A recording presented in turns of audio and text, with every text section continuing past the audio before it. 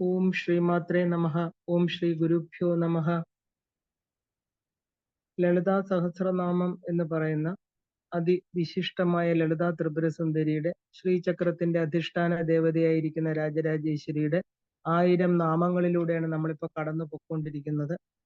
വളരെ വിശദമായിട്ട് ദേവിയുടെ എല്ലാ ഭാവങ്ങളും, ദേവിയുടെ എന്താ പറയാ, പ്രപഞ്ചം ഉത്ഭവിക്കുന്നത് മുതൽ തിരിച്ചുള്ള ലയം വരെയുള്ളതിനകത്ത് വരുന്ന എല്ലാ കാര്യങ്ങളും, മന്ത്രസാധന, ദേവി ലളിതാ സഹസ്രനാമ മഹിമ, ധ്യാന ശ്ലോകങ്ങള്, ലളിതാ സഹസ്രനാമത്തിൽ ഉപാസകർ അറിയേണ്ട ചില രഹസ്യങ്ങൾ, ഇങ്ങനെ വളരെ വ്യത്യസ്തമായിട്ടുള്ള രീതിയിൽ, എന്നെ കൊണ്ട് പറ്റുന്ന രീതിയിൽ ഞാൻ ഇതുവരെ എൻ്റെ ഉപാസനയിൽ അറിഞ്ഞിട്ടുള്ളതും കേട്ടിട്ടുള്ളതുമായിട്ടുള്ള എല്ലാ അറിവുകളും ചേർത്തിട്ടുള്ള ഒരു സമർപ്പണമാണ് ദേവിയുടെ പാദത്തിൽ ഞാൻ ചെയ്യുന്നത്. ഗുരുപരമ്പരയുടെ അനുഗ്രഹത്തോടു കൂടി ഇതെല്ലാവർക്കും, ഇത് ഒരാളെങ്കിലും കേട്ട് അതിന് പ്രയോജനപ്പെട്ടാൽ എൻ്റെ ജീവിതം, ഞാൻ ഈ ചെയ്യുന്ന കർമ്മം സാർത്ഥകമായി. ഞാൻ ഇതെല്ലാം സമർപ്പിക്കുന്നത്, ഇതെല്ലാം ശ്രദ്ധിച്ചു കേട്ടുകൊണ്ടിരിക്കുന്ന സാക്ഷാൽ അമ്മയുടെ മുമ്പിൽ തന്നെയാണ്. ആ പാദ പത്മങ്ങളിൽ എൻ്റെ വാക്കാകുന്ന പുഷ്പങ്ങളെ സമർപ്പിച്ചുകൊണ്ട് നമുക്ക് ആരംഭിക്കാം. ഇന്ന് നമ്മൾ തുടങ്ങുന്നത് മന്ത്രസാധന എന്ന് പറയുന്ന മന്ത്രമാണ്. ലളിതാ സഹസ്രനാമം 1000 മന്ത്രങ്ങൾ തന്നെയാണ്. അപ്പൊ എന്താണ് മന്ത്രസാധന ഉള്ളതിലൂടെ നമുക്ക് ലളിതാ സഹസ്രനാമ മഹിമയും കൂടെ ഒന്ന് കണ്ടതിന് ശേഷം നമുക്ക് ധ്യാന ശ്ലോകം, ലളിതാ സഹസ്രനാമ രഹസ്യങ്ങള്, ഇങ്ങനെയുള്ള കുറച്ച് കാര്യങ്ങളും കൂടെ അറിഞ്ഞിട്ട്, നാമാർത്ഥത്തിലാണ് ഇത് വരുന്നത്. നാമാർത്ഥം തത്വാർത്ഥം എന്ന് രണ്ടായിട്ട് വിഭജിച്ചിട്ടുണ്ട്. കാരണം തത്വാർത്ഥം എന്ന് പറയുമ്പോൾ ബേസിക്കലി തത്വങ്ങൾ മാത്രമായിരിക്കും. ഇത് നാമാർത്ഥത്തിന്റെ ഇൻട്രൊഡക്ഷൻ ആയിട്ട് വരുന്ന കാര്യങ്ങളാണ്. പ്രാരാബ്ധം തീർന്നാൽ ഒരു പുനർജന്മം ഉണ്ടാകുമോ? അത് എങ്ങനെയാണ്? ഇല്ലെങ്കിൽ മന്ത്രസാധനയിലൂടെ ആ കർമ്മക്ഷയം വരുത്തുന്നത് എങ്ങനെയാണ്? എല്ലാവരുടെ ഉള്ളിലും ഉള്ളൊരു ചോദ്യമാണ് അല്ലെ. നമ്മൾ പ്രാരാബ്ധ കർമ്മം എന്ന് കേട്ടിട്ടുണ്ട്. മന്ത്രസാധന കൊണ്ട് നമുക്ക് പ്രാരാബ്ധത്തെ കുറയ്ക്കാം, ഇല്ലാതാക്കാന്ന് പറയുന്നില്ല എന്ന് പറയാറുണ്ട്. അപ്പൊ നമ്മൾ അതുകൂടെ ഒന്ന് അറിയണം. കാരണം ഈ 1000 മന്ത്രങ്ങൾ ജപിക്കുന്നതുകൊണ്ട് നമുക്ക് എങ്ങനെയാണ് പ്രാരാബ്ധ ക്ഷയം വരുന്നത്? ആദ്യം ഇതിനെ നമുക്കൊന്ന് മനസ്സിലാക്കാം. പ്രാരാബ്ധം എന്നാല് പ്രകർഷേണ ആരബ്ധം, നല്ല രീതിയിൽ, അതായത് വർദ്ധിച്ച രീതിയിൽ തുടങ്ങിയത് എന്നർത്ഥം. തുടങ്ങി കഴിഞ്ഞത്, അത് എന്താണോ അത് പ്രാരാബ്ധം. നമ്മുടെ കർമ്മ സംസ്കാരത്തെ നമുക്ക് 3 ഭാഗങ്ങളായിട്ട് തിരിക്കാം. ഒന്ന്, ജന്മാന്തരങ്ങളിലൂടെ സമ്പാദിക്കുന്ന മൊത്തം കർമ്മസഞ്ചയം, അതിനെയാണ് നമ്മൾ സഞ്ചിത കർമ്മം എന്ന് പറയുന്നത്. ഒരു സഞ്ചിയിലാക്കി കൊണ്ടുവരുന്നത്. എത്ര മുൻ ജന്മങ്ങളിലെ കർമ്മമാണ് സഞ്ചിതമാക്കിയെന്ന് നമുക്ക് ആർക്കും പറയാൻ സാധ്യമല്ല. എത്രയോ അനന്തമായിരിക്കുന്ന ജന്മങ്ങളിലൂടെ നമ്മൾ കടന്നു പോയിരിക്കാം. ഈ സഞ്ചിത കർമ്മത്തിൽ നിന്ന് ഓരോ ഭാഗമാണ് ഓരോ ജന്മത്തിനും കാരണമായിട്ട് ഭവിക്കുന്നത്. ഇത് നമ്മുടെ സനാതന ധർമ്മത്തില്, ഹിന്ദു സംസ്കാരത്തിൽ എല്ലാവർക്കും അറിയാം. അപ്പൊ അനേക ജന്മത്തിന് കാരണമായ കർമ്മത്തെയാണ് നമ്മൾ പ്രാരാബ്ധം എന്ന് പറയുന്നത്. അപ്പോ ആ ഒരു സഞ്ചിതത്തിൽ നിന്ന് വേർതിരിക്കപ്പെട്ട ഒരു ചെറിയ ഭാഗത്തെയാണ് നമ്മൾ പ്രാരാബ്ധം. അത് ആരംഭിച്ചു കഴിഞ്ഞു ജനിച്ചപ്പോൾ തന്നെ. എപ്പോഴാ ഇത് തുടങ്ങുന്നതെന്ന് ചോദിച്ചാൽ, ഒരു കുഞ്ഞ് ജനിക്കുമ്പോൾ തന്നെ അതിന്റെ പ്രാരാബ്ധ കർമ്മങ്ങൾ തുടങ്ങി. വളരെ കുഞ്ഞിലെ, നമ്മൾ പറയില്ലേ ബാലാരിഷ്ടത എന്നൊക്കെ പറയും. ചെറിയ പ്രായത്തിൽ തന്നെ വരുന്ന എല്ലാം തന്നെ കർമ്മവുമായിട്ട് ബന്ധപ്പെട്ട് കിടക്കും. അല്ലെങ്കിൽ അതിനെ അനുസരിച്ചായിരിക്കും ഈ ജന്മം.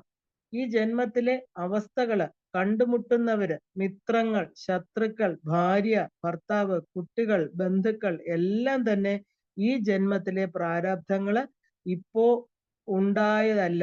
നമ്മളത് മനസ്സിലാക്കിക്കൊള്ളണം. നമ്മൾ കൊണ്ടുവന്നതാണ്. അതുകൊണ്ട് പ്രാരാബ്ധം തീരാതെ ഈ ശരീരം, എത്ര ശതമാനം തീർക്കാനാണോ ഈ ശരീരം എടുത്തത്, അത് കഴിയാതെ ഈ ശരീരം വിട്ടുപോകാൻ സാധ്യമല്ല. പ്രാരാബ്ധം ക്ഷയിച്ചാൽ പിന്നെ ഒരു നിമിഷം പോലും ഈ ദേഹം ഇവിടെ നിലനിൽക്കുകയുമില്ല. അപ്പൊ പ്രാരാബ്ധം ക്ഷയിക്കാതെ എന്തു തന്നെ ചെയ്താലും ഈ ദേഹം വിട്ടുപോവുകയില്ല എന്ന് നമ്മൾ കണ്ടു. കാരണം ഇത് പ്രാരാബ്ധ ശരീരമാണ്. ഈ ശരീരത്തിന് നമ്മൾ പറയുന്ന പ്രാരാബ്ധ ശരീരം എന്നാണ്. അപ്പൊ പ്രാരാബ്ധം തൊടുത്തു വിട്ട അമ്പ് പോലെയാണ്.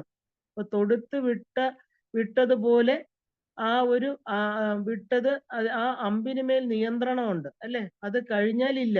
അതുപോലെ ശരീരം വന്നപ്പോൾ അത് ആരംഭിച്ചു. അത് ശമിക്കുന്നിടം വരെ അത് നിലനിൽക്കുകയും ചെയ്യും. അത് ജ്ഞാനിയായാലും അജ്ഞാനിയായാലും ആര് തന്നെയായാലും പ്രാരബ്ധം അനുഭവിച്ചേ തീരുള്ളൂ. ഇനി ഒരു കർമ്മ വിഭാഗമുണ്ട്. അതിനെ നമ്മൾ ആഗാമി കർമ്മം എന്നാ പറയുന്നത്. ഈ ആഗാമി കർമ്മത്തെ രണ്ടായിട്ട് നമ്മൾ തിരിച്ചാല് ആ ഒരു എന്താ പറയാ ചിലരുടെ അഭിപ്രായം അനുസരിച്ച് ഒരു വിജ്ഞാനിയായ മഹാപുരുഷന്റെ ആ ഒരു വിജ്ഞാന കാലത്ത്, അതായത് വിജ്ഞാനം എന്ന് പറഞ്ഞാൽ എന്താ?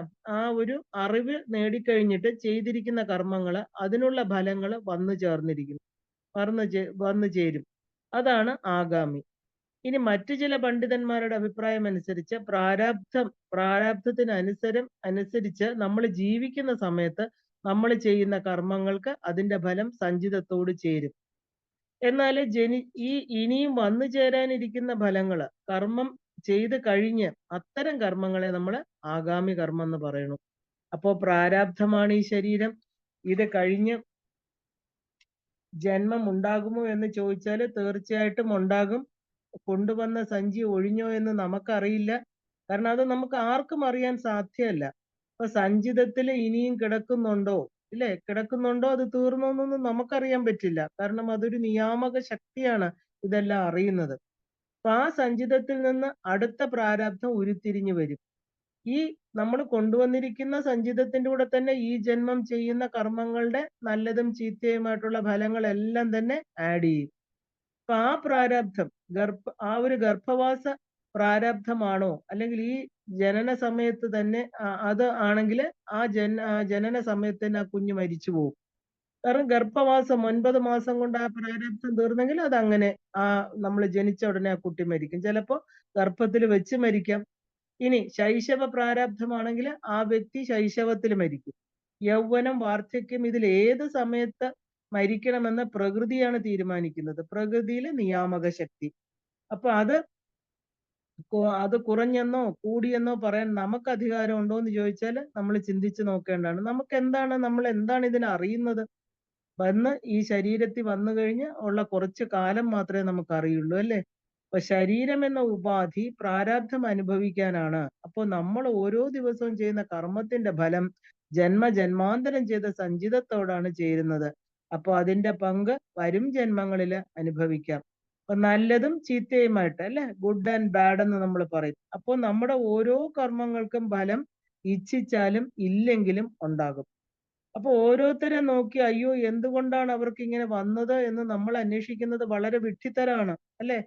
അപ്പോ ശരിക്കും പറഞ്ഞാൽ every action has an equal and opposite reaction, ഇല്ല? ഇത് രാമായണത്തിലെ ഒരു കള്ളനായിട്ടിരുന്ന രത്നാകരന്റെ ഭാര്യയ്ക്ക് പോലും ഇതറിയാം, അല്ലെ? ഓരോരുത്തരും ചെയ്യുന്ന കർമ്മങ്ങളുടെ ഫലം അവനവൻ തന്നെ അനുഭവിക്കണം.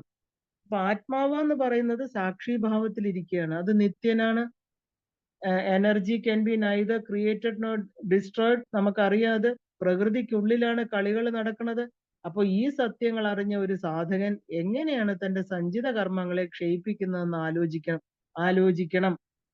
ഡൂവർഷിപ്പ്, അതായത് ഞാൻ ചെയ്യുന്നു എന്നുള്ള അഹങ്കാരത്തില് ഞാനിനെ അറിയാത്തത് കൊണ്ടാണ് ഇവിടെ ജന്മങ്ങൾക്ക് കർമ്മങ്ങൾ കാരണമായിട്ട് തീരുന്നത്. ഇതെങ്ങനെ നമുക്ക് ഇല്ലാതാക്കാന്ന് ചോദിക്കുകയാണെങ്കിൽ ജ്ഞാനാഗ്നി കൊണ്ട് മാത്രമേ കർമ്മക്ഷയം ഉണ്ടാകൂ.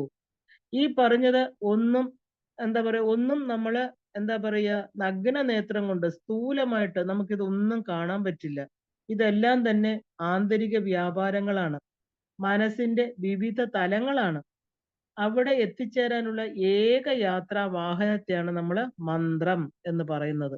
മനനാൽ ത്രായതേ ഇതി മന്ത്രം. അപ്പൊ ഇതിനെ നമ്മൾ വ്യക്തമായിട്ട് അറിയണം.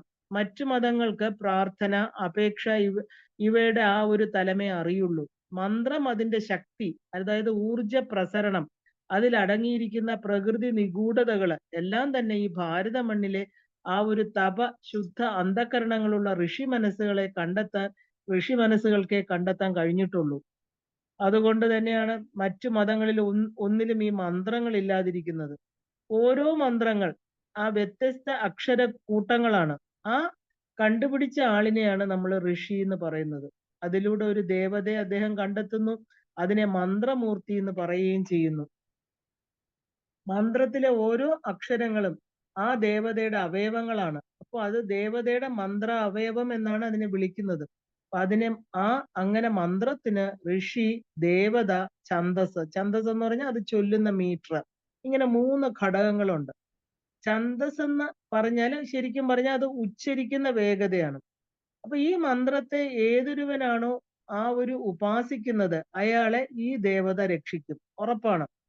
കാരണം കുറച്ച് അക്ഷരങ്ങൾ കൊണ്ട് വാക്കുകളും അതിന് ഒരു നാമരൂപങ്ങളും ഉണ്ടാകുന്ന പോലെ അനേക മന്ത്രങ്ങൾക്ക് അനേക രൂപങ്ങൾ ഉണ്ടാകും. ഉദാഹരണത്തിന് ഓം എന്നുള്ള ഏകാക്ഷരം അതിനെ നമ്മൾ പരബ്രഹ്മ സ്വരൂപം എന്നാ പറയുന്നത്. അതിന് നിരാകാര ശബ്ദമാണ്. അതുകൊണ്ട് ഓമിന്റെ മന്ത്രമൂർത്തി പരബ്രഹ്മമാണ്.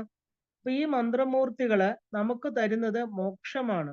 കാരണം മോക്ഷപദമാണ് അവര് തരുന്നതെന്ന്. കാരണം അവർക്ക് പ്രത്യേകിച്ച് പ്രാപഞ്ചികമായിട്ട് ആവശ്യങ്ങളൊന്നും ഇല്ല. അല്ലെ? മെറ്റീരിയലിസ്റ്റിക് അല്ല എന്നർത്ഥം.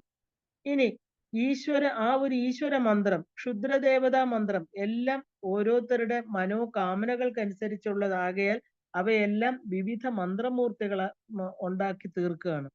72 കോടി മഹാമന്ത്രങ്ങള്, അവയുടെ ഉപദേവതകള്, അങ്ങനെയാണ് 30 മുക്കോടി ദേവകള് ഹിന്ദു മതത്തില് വന്നത്. പിന്നെയാണ് വിഗ്രഹങ്ങളിലേക്ക് അതിനെ ആവാഹിച്ചു തുടങ്ങിയത്. ഇനി നമുക്കിത് എന്താ പറയുക നമ്മുടെ വ്യാവഹാരിക തലത്തിലേക്ക് കൊണ്ടുവരാം. ഇപ്പൊ തലച്ചോറ് എന്ന് പറയുന്നത് നമ്മൾ ബ്രെയിൻ എന്നത് ഒരു കോടാനുകോടി കോശങ്ങൾ കൊണ്ട് നിർമ്മിച്ചതാണ് അല്ലെ? അപ്പൊ ഇതില് എന്താണെന്ന് ചോദിച്ചാൽ ഓർമ്മ പങ്കുവച്ചിരിക്കുകയാണ്. ഈ ബ്രെയിനിലാണ് നമ്മുടെ ഓർമ്മ സൂക്ഷിച്ചു വച്ചിരിക്കുന്നത്. ഒരു ചിന്താ സ്പന്ദനം ഒരു കോശത്തിൽ നടക്കുകയാണ്. അതുകൊണ്ട് തന്നെ ബ്രെയിൻ ന്യൂറോൺസ് നശിക്കുമ്പോൾ ഓർമ്മ നഷ്ടപ്പെടുന്നു. അല്ലെ? നമുക്കെല്ലാം അറിയാം. നമ്മൾ അതിനെ എന്താ പറയാ ഓർമ്മ നശിച്ചിരിക്കുന്ന ഒരു രോഗമുള്ള ഒരുപാട് പേര്. അപ്പൊ ആ ഒരു എന്താ പറയാ മറവി രോഗം എന്ന് നമ്മൾ പറയാറുണ്ട്. അപ്പൊ ആ ഒരു തലത്തിൽ ഇന്ന് ഒരുപാട് പേരെ നമുക്ക് കാണാൻ പറ്റുന്നുണ്ട്. അപ്പൊ ഈ ന്യൂറോൺസ് ഇല്ലാതാകുമ്പോൾ അവിടുത്തെ ഓർമ്മ അത് ഒരിക്കൽ ന്യൂറോൺസ് മാത്രം നമുക്ക് റീക്രിയേറ്റ് ചെയ്യാൻ സാധ്യമല്ല. ഒരിക്കൽ പോയി കഴിഞ്ഞാൽ പിന്നെ ആ സ്ഥലത്തെ ഓർമ്മശക്തി നഷ്ടപ്പെട്ടു. അപ്പൊ ഈ മണ്ഡലത്തെയാണ് നമ്മൾ ശരിക്കും ശിരസിലെ സഹസ്രാര പത്മം എന്ന് പറയുന്നത്. സർവവർണ്ണ ബീജാത്മികയായിട്ടുള്ള ആ ഒരു ഒരു യന്ത്രം പോലെ ആ ഒരു സങ്കല്പം നമ്മുടെ സഹസ്രാര പത്മമാണ്. അതുകൊണ്ട് നമ്മൾ ദേവിയെ അവിടെ കാണുമ്പോൾ എല്ലാ ബീജാക്ഷരങ്ങളും 51 അക്ഷരങ്ങളും നമ്മുടെ ശിരസിൽ സഹസ്രാര പത്മത്തിൽ ഉണ്ടായിരിക്കും അല്ലെ? ഇപ്പൊ കോടാനുകോടി ബീജങ്ങൾ അടങ്ങിയ അത്രയും ഇതളുകൾ ഉള്ളതാണ് സഹസ്രാര പത്മം എന്ന് പറയുന്നത്. ബീജങ്ങൾ എന്ന് പറഞ്ഞാൽ ചിന്താ ബീജങ്ങള്, വാക്കുകള്, പദങ്ങള്, അർത്ഥങ്ങള് എല്ലാം ആ ചിന്തകളെ സാഫല്യ രൂപമാക്കാൻ ഛന്ദസ്സിൽ അധിഷ്ഠിതമായിട്ട് മന്ത്രമായിട്ട് പരിണമിക്കുമ്പോൾ അതിന് മന്ത്രമൂർത്തി എന്ന് പറയുന്ന ഒരു ദേവത ഉണ്ടായിത്തീരും. ഇതാണ് ബഹുദേവതാ സങ്കല്പം. ചുരുക്കത്തില് എല്ലാ മന്ത്രമൂർത്തികളും മന്ത്രത്തിൽ അടങ്ങുമെന്നും മന്ത്രങ്ങൾ പദത്തിൽ, പദങ്ങൾ അക്ഷരങ്ങളിൽ ഇവയെല്ലാം തന്നെ പ്രണവം എന്ന് പറയുന്ന ഓംകാരത്തിൽ അടങ്ങുമെന്നും അങ്ങനെ ഏകാക്ഷരത്തിൽ നിന്ന് വേർപെടുന്ന ബഹു അക്ഷര മന്ത്രങ്ങള് ദേവതാരൂപത്തെ പ്രാപിച്ച് ഫലങ്ങളെ തരും. അപ്പൊ മന്ത്രമൂർത്തികളെ രേഖയാക്കുമ്പോൾ അത് യന്ത്രമായിട്ട് തീരും. ഇല്ല, ഇതിനെയാണ് നമ്മൾ ജിയോമെട്രിക്കൽ ഫോം എന്ന് പറയുന്നത്. അപ്പൊ അതിന് ആ ശരീരത്തിന്റെ ആകാരം വരുമ്പോൾ അതിന് വിഗ്രഹങ്ങൾ എന്ന് പറയണു നമ്മൾ. അപ്പൊ ഇവ തമ്മിലുള്ള ആ ഒരു പാരസ്പര്യത്തെ തന്ത്രം എന്ന് പറയണു. തന്ത്രം, മന്ത്രം, യന്ത്രം ഇല്ലേ? ഇപ്പൊ ഏത് എന്താ പറയുക യുഗത്തിലും മന്ത്രോപാസന നിഷ്ഫലമായിട്ട് തീർന്നിട്ടില്ല. കാരണം മന്ത്രോപാസന വളരെ ഉയർന്ന ഒരു തലമാണ്. മന്ത്രോപാസന ഇല്ലാതെ വേറൊരു മാർഗം ഒന്നും നമുക്ക് ഈശ്വരനെ അറിയാനില്ല എന്നുള്ളതാണ് സത്യം. അതുകൊണ്ട് ഭാരതത്തിന്റെ മാത്രം തനത് സ്വത്തായ മന്ത്രസാധനയിലേക്ക് നമ്മൾ മടങ്ങണം. അന്തർമുഖത്വം മാത്രമാണ് കലുഷിതമായിരിക്കുന്ന ഈ കാലഘട്ടത്തിലെ ഏക അവലംബം. അപ്പൊ നമ്മൾ അതീവ ഭാഗ്യം ചെയ്തവരാണ്. ഈ പ്രപഞ്ച സൃഷ്ടാവായിട്ട് സ്ഥിതികാരകനായിട്ട് ആ ഒരു സാക്ഷാൽ ലളിതാ പരമേശ്വരി അമ്മയുടെ ശ്രീവിദ്യ മന്ത്രം ഉപാസിക്കാൻ സാധിക്കുന്നു. ശ്രീചക്രത്തെ പൂജിക്കാനുള്ള അപൂർവ ഭാഗ്യം കുറെ പേർക്ക് കിട്ടിയിട്ടുണ്ട്. ഇനി ദേവിയെ ഉപാസിക്കാൻ ഈ 1000 മന്ത്രങ്ങൾ അടങ്ങിയ ഈ ലളിതാ സഹസ്രനാമവും നമുക്ക്, അതായത് ദേവന്മാർ ഉപാസിച്ചുകൊണ്ടിരിക്കുന്ന ലളിതാ സഹസ്രനാമം ഇന്ന് ഭൂമിയിൽ നമുക്കെല്ലാം ലഭിച്ചിരിക്കുകയാണ് അല്ലെ? അപ്പൊ ഈ ശക്തി ഉപാസന എന്നത് ഗുരുവിനെയും ഒരു പരമ്പരയും ആശ്രയിച്ചിട്ടാണ് ഇരിക്കുന്നത്. സ്വഗുരു, പരമഗുരു, പരമേഷ്ഠി ഗുരു, പരാത്പര ഗുരുവായിരിക്കുന്ന സാക്ഷാൽ ലളിതാ ത്രിപുര സുന്ദരി അല്ലെ? അപ്പൊ ഗുരുവിനെ അതുകൊണ്ട് തന്നെ ആ ദേശികൻ എന്നാണ് പറയുന്നത്. ഇതിന് നമുക്ക് ഇത് എന്താണ് ശ്രീവിദ്യ എന്ന് ചോദിച്ചാൽ ഈ ഒരു ശ്രീവിദ്യയെ കുറിച്ചൊക്കെ ഇതിനകത്ത് പരാമർശം വരാൻ കാരണം ഈ പറഞ്ഞ 1000 നാമങ്ങളില് അമ്മ ലളിതാ ത്രിപുര സുന്ദരിയുടെ പേര് ശ്രീവിദ്യാ സ്വരൂപിണി എന്നാണ്. അമ്മയുടെ ആ ഒരു യന്ത്രമാണ് ശ്രീചക്രം. ഇതിനെക്കുറിച്ചാണ് ഈ 1000 നാമങ്ങളും പറയുന്നത്. ഇതിനെ നമുക്ക് ഇതിൽ നിന്ന് മാറ്റി നിർത്താൻ പറ്റില്ല. കാരണം ശ്രീവിദ്യ 1000 നാമങ്ങൾ ജപിക്കുമ്പോൾ നമ്മളൊരു ശ്രീവിദ്യ ഉപാസകനായിട്ട് തീരുകയാണ്. ഇപ്പൊ മന്ത്രം കിട്ടിയില്ലെങ്കിൽ പോലും നമ്മൾ ദേവിയെ ഉപാസിക്കുകയാണ്. അത് പ്രാക്ടീസ് ചെയ്യുന്നോണ്ടുള്ള പ്രയോജനങ്ങള് നമുക്ക് കിട്ടുന്നുണ്ട്. എന്താണ് ശ്രീവിദ്യ? അത് നമ്മള് ആ ശ്രീവിദ്യ മന്ത്രം കൊണ്ട് എന്താണ് നമുക്ക് ലഭിക്കുന്നതെന്ന് ചോദിച്ചാല്, മന്ത്രശാസ്ത്രം അല്ലെങ്കിൽ ദ സയൻസ് ഓഫ് മന്ത്രാസ് എന്ന് പറയും. 2 വിധത്തിലുള്ള മന്ത്രങ്ങളാണ് ഉള്ളത്. ഒന്ന് ദേവീ മന്ത്രങ്ങള്. അത് ഫെമിനൈൻ എനർജി എന്ന് പറയും. രണ്ടാമത്തത് പുരുഷ മന്ത്രങ്ങള്, മാസ്കുലിൻ എനർജി എന്ന് പറയും. അപ്പൊ ഇനി ഇതില് ഒരു എന്താ പറയാ 3 വകഭേദങ്ങളുണ്ട്. അത് പിന്നെ നമുക്ക് നോക്കാം.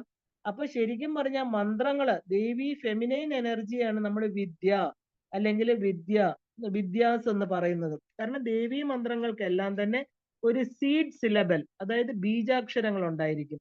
അപ്പൊ ബീജങ്ങൾ എന്ന് പറഞ്ഞാൽ നമുക്കറിയാം, ആ ബീജം തന്നെ നമ്മുടെ ആ ഒരു കോൺഷ്യസ്നെസ്സിൽ എത്തിച്ചേർന്ന് ബീജം വിതച്ച് അത് വളർന്ന് അതിന്റെ ഫലങ്ങൾ സാധകന് കൊടുക്കണം. അപ്പൊ മന്ത്രദേവത, ഓരോ മന്ത്രത്തിനും അതിന്റെ ഉടമസ്ഥയായിട്ടുള്ള ഒരു മന്ത്രദേവത ഉണ്ടായിരിക്കും. ഇനി ദേവിയുടെ സ്ഥൂല രൂപം, അതായത് ഫിസിക്കൽ ആസ്പെക്ട് തെളിഞ്ഞു വരണമെങ്കിൽ സൂക്ഷ്മമായിരിക്കുന്ന മന്ത്രങ്ങൾ ജപിക്കണം.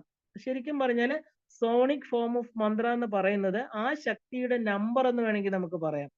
ഒരു പടം പോലും കണ്ടിട്ടില്ലാത്ത ഒരാളെ നമ്മൾ ഫോണിൽ സംസാരിക്കുന്ന പോലെയാണ് ദേവതയുടെ മന്ത്രജപം എന്ന് പറയുന്നത്. കാലക്രമേണ മന്ത്രമൂർത്തി തെളിഞ്ഞു വരും നമ്മുടെ ഉള്ളില്. അപ്പൊ മൂർത്തിയിൽ എന്ത് വരാനുള്ള, മൂർത്തി എത്തുവാനുള്ള ഏക മാർഗമാണ് ഈ പറഞ്ഞ മന്ത്രജപം. അപ്പൊ ശ്രീ എന്ന് പറഞ്ഞാൽ ദേവി എന്നാണ് അർത്ഥം. ആ ഒരു പ്രൈമോഡിയൽ മദർ, മൂലപ്രകൃതി, ശ്രീമാത, ശ്രീ മഹാരാജ്ഞി, ശ്രീമത് സിംഹാസനേശ്വരി. അപ്പൊ നമുക്ക് ആശ്രയിക്കാൻ പറ്റുന്ന ഏക ശക്തി നമ്മുടെ അമ്മ രൂപത്തിലുള്ള ഒരു ശക്തിയാണ് ദേവി. അപ്പൊ അത് നമ്മൾ എങ്ങനെയാ ആശ്രയിക്കുന്നത്? മന്ത്രത്തിലൂടെ, പൂർണ്ണ സമർപ്പണത്തിലൂടെ മാത്രമേ നമ്മുടെ ഉള്ളിലുള്ള ഈ ഒരു ശക്തിയെ നമുക്ക് ഉണർത്താൻ സാധിക്കൂ. മഹാറാണി, മഹാരാജ്ഞി എന്നൊക്കെ പറഞ്ഞാൽ എന്താ? മഹാരാജാവിന്റെ പത്നിയായിരിക്കുന്നവൾ മഹാറാണി അല്ലെ? എന്നാ മഹാരാജ്ഞി എന്നാല് രാജ്യഭരണാധികാരി എന്ന് അർത്ഥമുണ്ട്. ഇപ്പൊ രാജാവില്ലെങ്കിലും ഒറ്റയ്ക്ക് എന്താ ഭയമില്ലാതെ തന്റെ ആ ഒരു സൃഷ്ട പ്രപഞ്ചത്തെ സംരക്ഷിക്കാൻ ആ ഒരു ചിതഗ്നിയില്, അല്ലെ? ചിതഗ്നി എന്ന് പറഞ്ഞാൽ എന്താ? Fire of our own consciousness, നമ്മുടെ ബോധതലാണ് ചിതഗ്നി. അതിൽ നിന്ന് ആവിർഭവിച്ചവൾ. ഇതൊക്കെ എവിടെയാ സംഭവിക്കുന്നത്? നമ്മുടെ ഉള്ളിലാണ്. നമ്മുടെ ഓരോരുത്തരുടെയും ഉള്ളിൽ സംഭവിക്കുന്ന കാര്യങ്ങളാണ് ഈ പറയുന്നത്, പുറത്തല്ല. ശ്രീവിദ്യ എന്നത് ഈ ദേവിയെ തന്നെ ഉള്ളിൽ ഉണർത്തുന്നതിനെയാണ് നമ്മൾ അങ്ങനെ പറയുന്നത്, ശ്രീവിദ്യ. അപ്പൊ ഇത് അറിയാതെ, ഇത് ഈ അറിവിനെ നമ്മൾ അറിയാതെ ജപിച്ചാലും നമുക്ക് ഈ ഫലം കിട്ടും, എന്ന് അറിഞ്ഞ് ജപിച്ചാല് 10 മടങ്ങ് ഫലമാണ് നമുക്ക് കിട്ടുക. അപ്പോ ഈ അറിവിനെയാണ് നമ്മൾ ശ്രീവിദ്യ എന്ന് പറയുന്നത്. ആദിശക്തിയാണ് ശ്രീവിദ്യ. തന്ത്രശാസ്ത്രത്തില് ദശമഹാവിദ്യകൾ എന്ന 10 ദേവീ ശക്തികളെ പറയുന്നുണ്ട്, കാളിയിൽ തുടങ്ങി കമല വരെ. ഇതിന്റെ ഇടയിലുള്ള മൂന്നാമത്തെ ദേവിയാണ് ത്രിപുരസുന്ദരി എന്ന് പറയുന്ന ലളിത ത്രിപുരസുന്ദരി. 3 പുരങ്ങളുടെ അധിപതിയായിരിക്കുന്നവൾ.